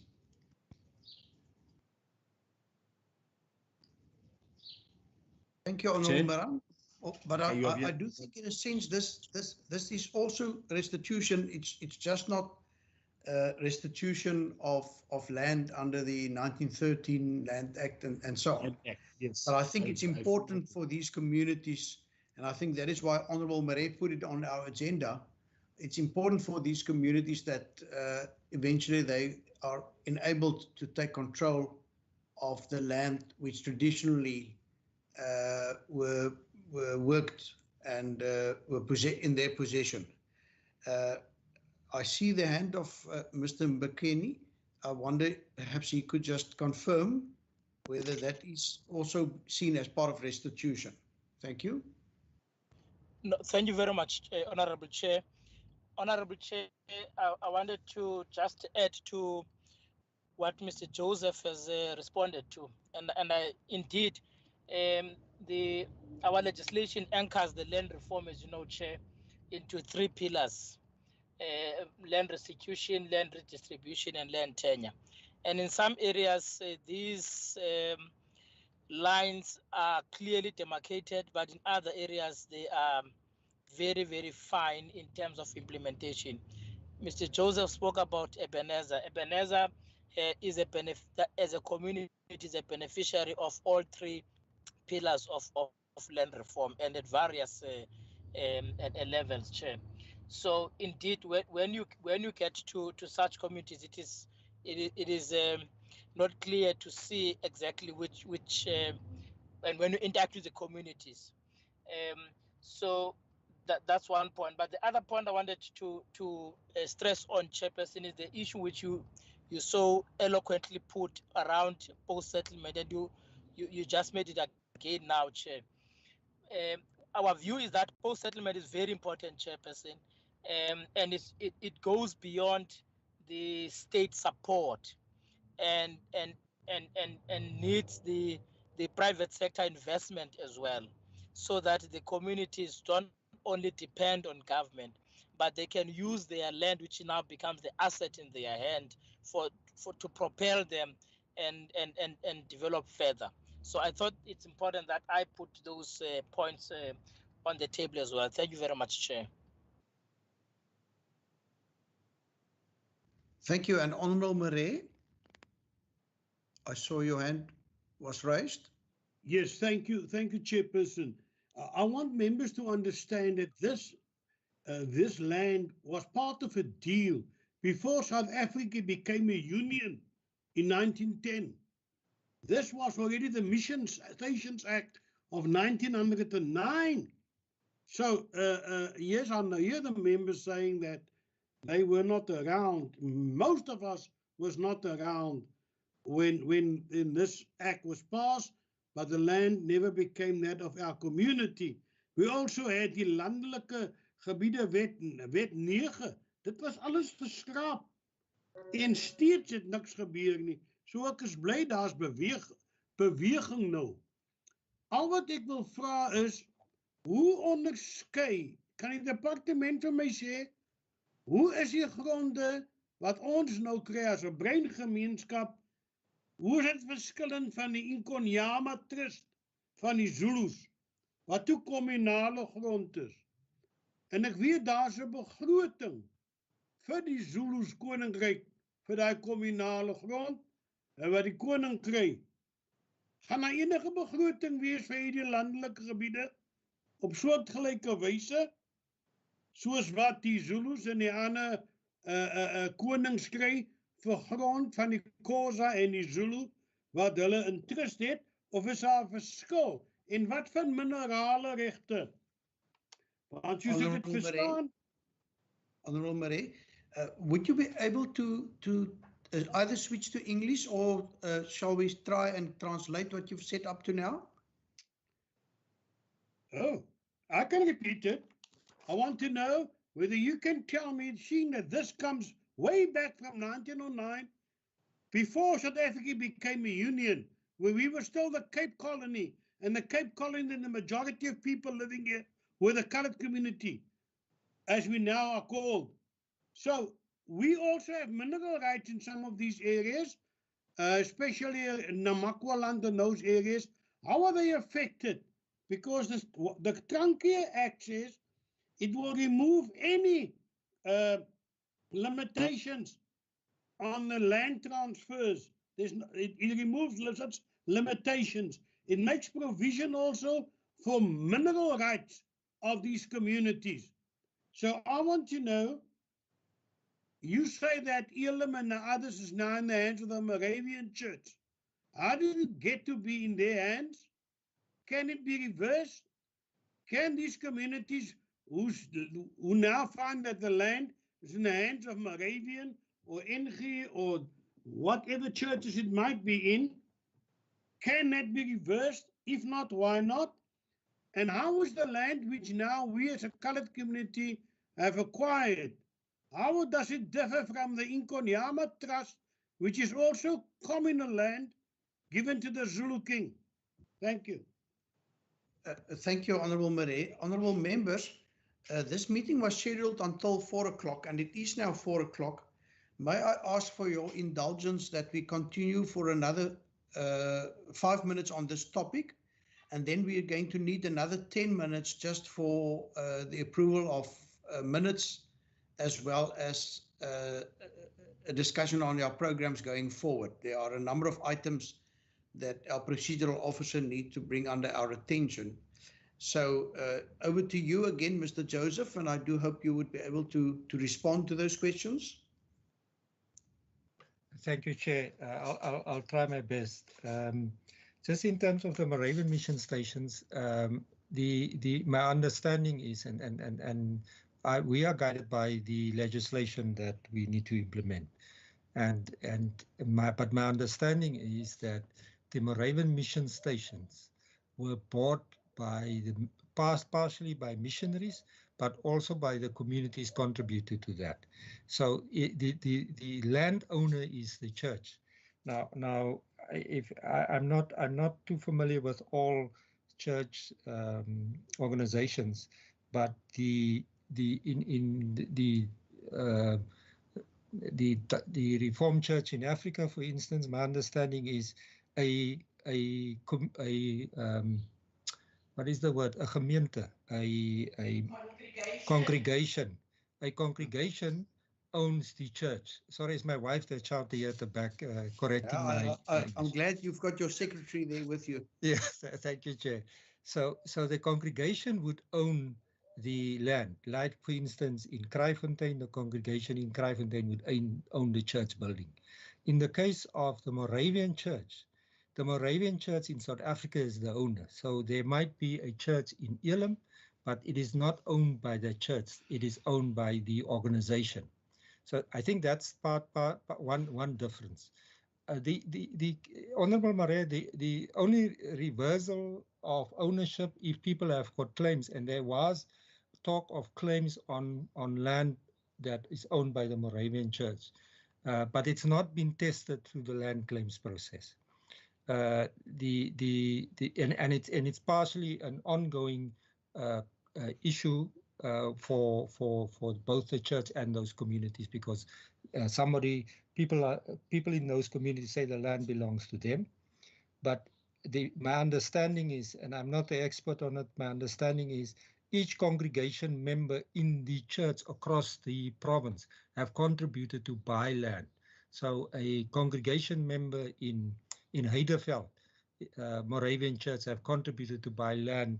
I'm making this as an example, to buy land in Elim, for example. So that land in Elim belongs to the whole church. That's the one difference. The only way of reversal, if people have got legitimate claims, is through the land claims process, which, as Honorable Maran has indicated, has closed in December 1998, but was opened again, but was then ruled to be closed by the Constitutional Court, and would probably be, if all claims have been settled, can probably be reopened. And that's the only way I can see the Moravian Church that can be reversed. Not the only one, the other option, the church, the Synod of the Moravian Church can also decide to dispose the land of that land back to the community. But as you understand, the Synod comprises of all the members, and then they will have to comply with it. The question that Honorable Marais asked about Nkonyama Trust, I'm not able to answer that fully, because Nkonyama Trust falls under a different legislation. And I think that's a political question that I, as an administrator, can't answer. All I have got is to deal with the Transformation of Certain Rural Areas Act, and we apply that act in terms of its prescripts. The mineral rights was I think there is an act around mineral rights that regulates and have amended basically the rights that were enshrined in the original Trankra Act. So all mineral rights are dealt with under that Minerals and Petroleum Act. I don't know the precise name of it. So it is being dealt with in that manner. So those are the three things that you've mentioned. I hope I've not missed anything, Honourable Chair. Thank you, Mr. Joseph. Mr. Joseph, again, for your presentation, but also for the very important timelines that you've shared with us.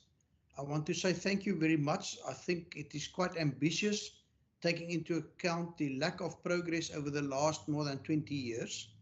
So we wish you well, you and the department and your colleagues that need to make this happen.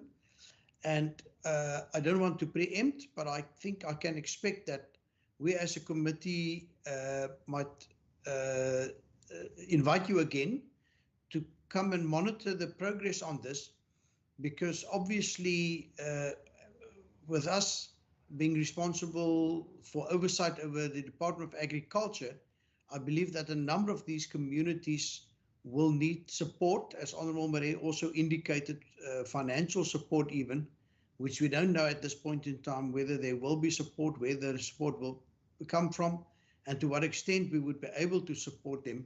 But at least I trust that the Department of Agriculture would be able to support them with advice to use this land where it's suitable for agricultural purposes to the best extent possible.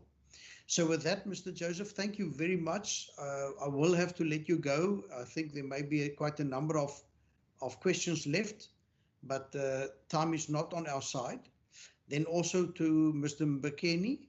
Mr. Mbekeni, thank you also to you. And if you could convey our gratitude to the department, HOD, also the Minister and Deputy Minister.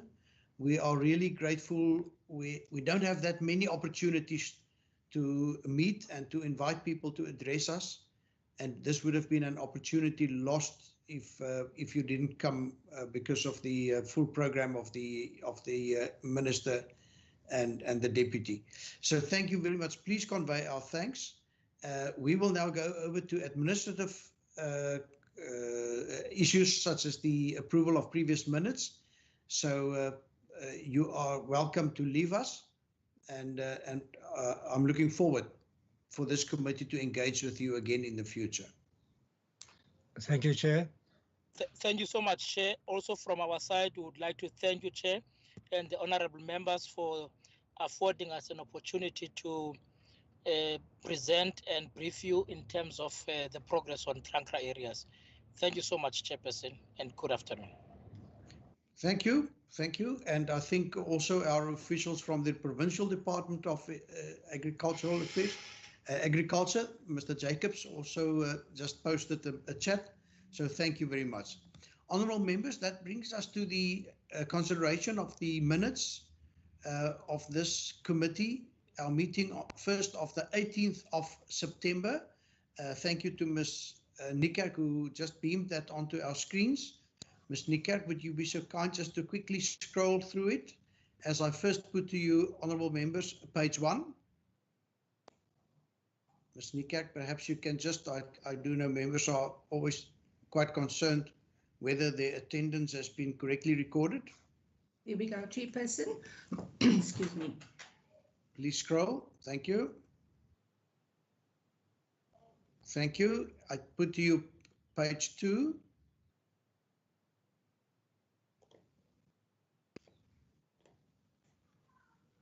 Good. Thank you. Honourable members, are there any amendments? If not, can we approve? Yes, Chair, can we approve? Raise that we approve the minutes. Thank you. And I saw Honourable Maran's microphone. Did you second?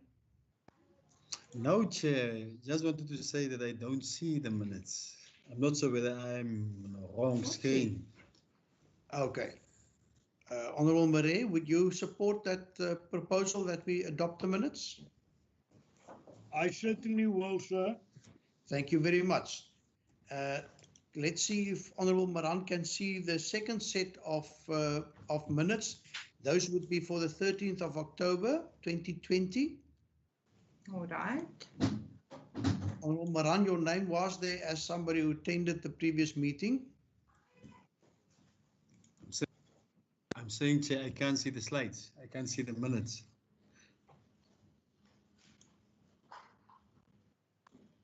We're just waiting for the second set to be. It should be up now, Chair. It's not up. Come on. Ms. Nikerk, we don't see your screen yet. I've got a red block around it, Chairperson, not quite sure.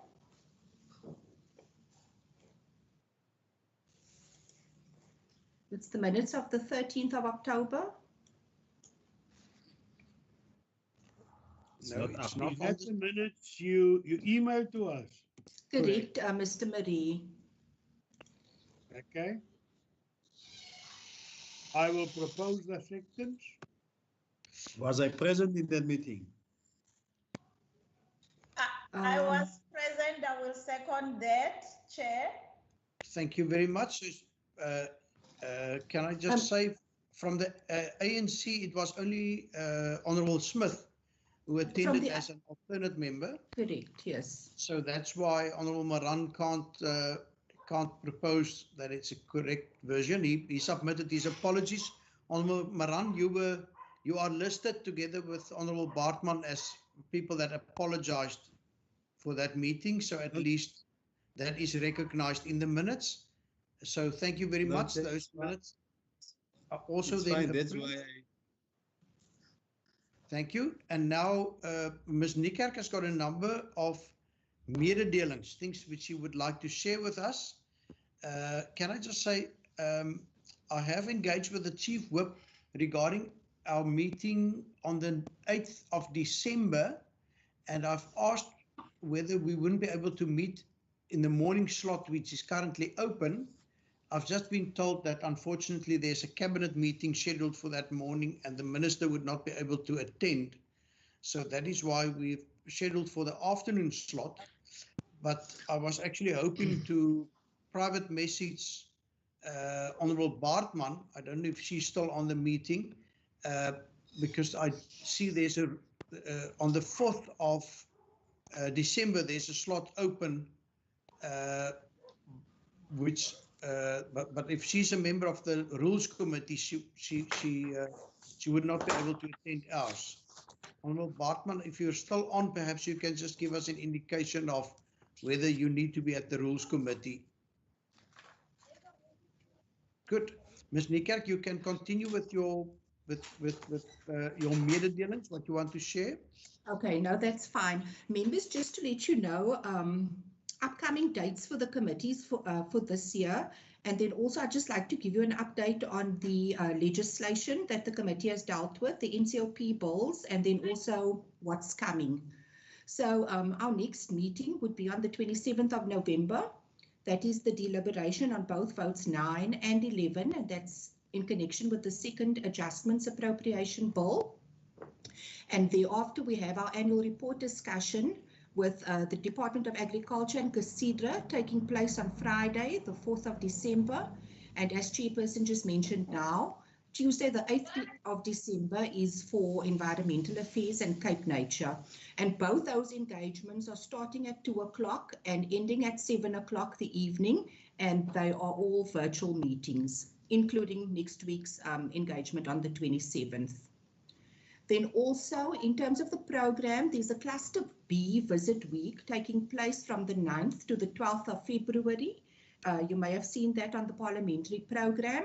And the area to be visited during that week has been identified as the Overberg region.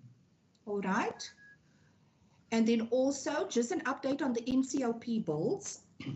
The Select Committee was to meet this afternoon on the National Forest Bill to consider the province's negotiating mandates. I believe that meeting did not take place and it was postponed. The Select Committee is scheduled to meet on the 24th of November to consider province's inputs on the NEMLA bill. I'm not quite sure if that meeting is going to take place, but it has been scheduled as such. And we have just been informed also that the Select Committee will only be considering province's final mandates on these bills after the State of the Province, State of the Nation address next year. And in essence, that just means that this committee would then meet early in next year to compile its final mandates on both the National Forest Amendment Bill and the NEMLA Bill. And then in addition to that, the Parliament has received a submission from our Provincial Minister of Local Government, Economic Development and Planning. They've received a submission on the draft Western Cape Land Use Planning Amendment Bill. In essence, this is a provincial bill that has been submitted to the legislature, which will most probably be published and referred to published this year and referred to the committee next year. So that would form part of the committee program then as well. And then members, I think you do remember the subordinate legislation referred to the committee, the norms and standards for trophy hunting of leopard in South Africa. We also received an indication from the NCOP Select Committee that they will only be dealing with this matter next year, and which essentially means that our committee would then have to meet next year to consider input and comment to be submitted to the Select Committee at the NCOP. So that's it, Chairperson. I know that was a mouthful. Thank you very much, Ms. Niekerk. We appreciate that, and we appreciate the update on what we can expect. So, honourable members, I wonder perhaps Ms. Niekerk wouldn't mind just sending that through as a short note also to us all, so that we, I think many of us remember things better if we see it in writing than when we just hear it. But honourable members, we then see each other in 10 days from now on the 27th of November, where we will be deliberating on the votes 9 and 11 of the Western Cape Second Adjustments Appropriation Bill. And I'm looking forward to seeing you again. And there being no other matters to consider, honourable members, this meeting is now adjourned. Slightly exceeding our time. Thank you.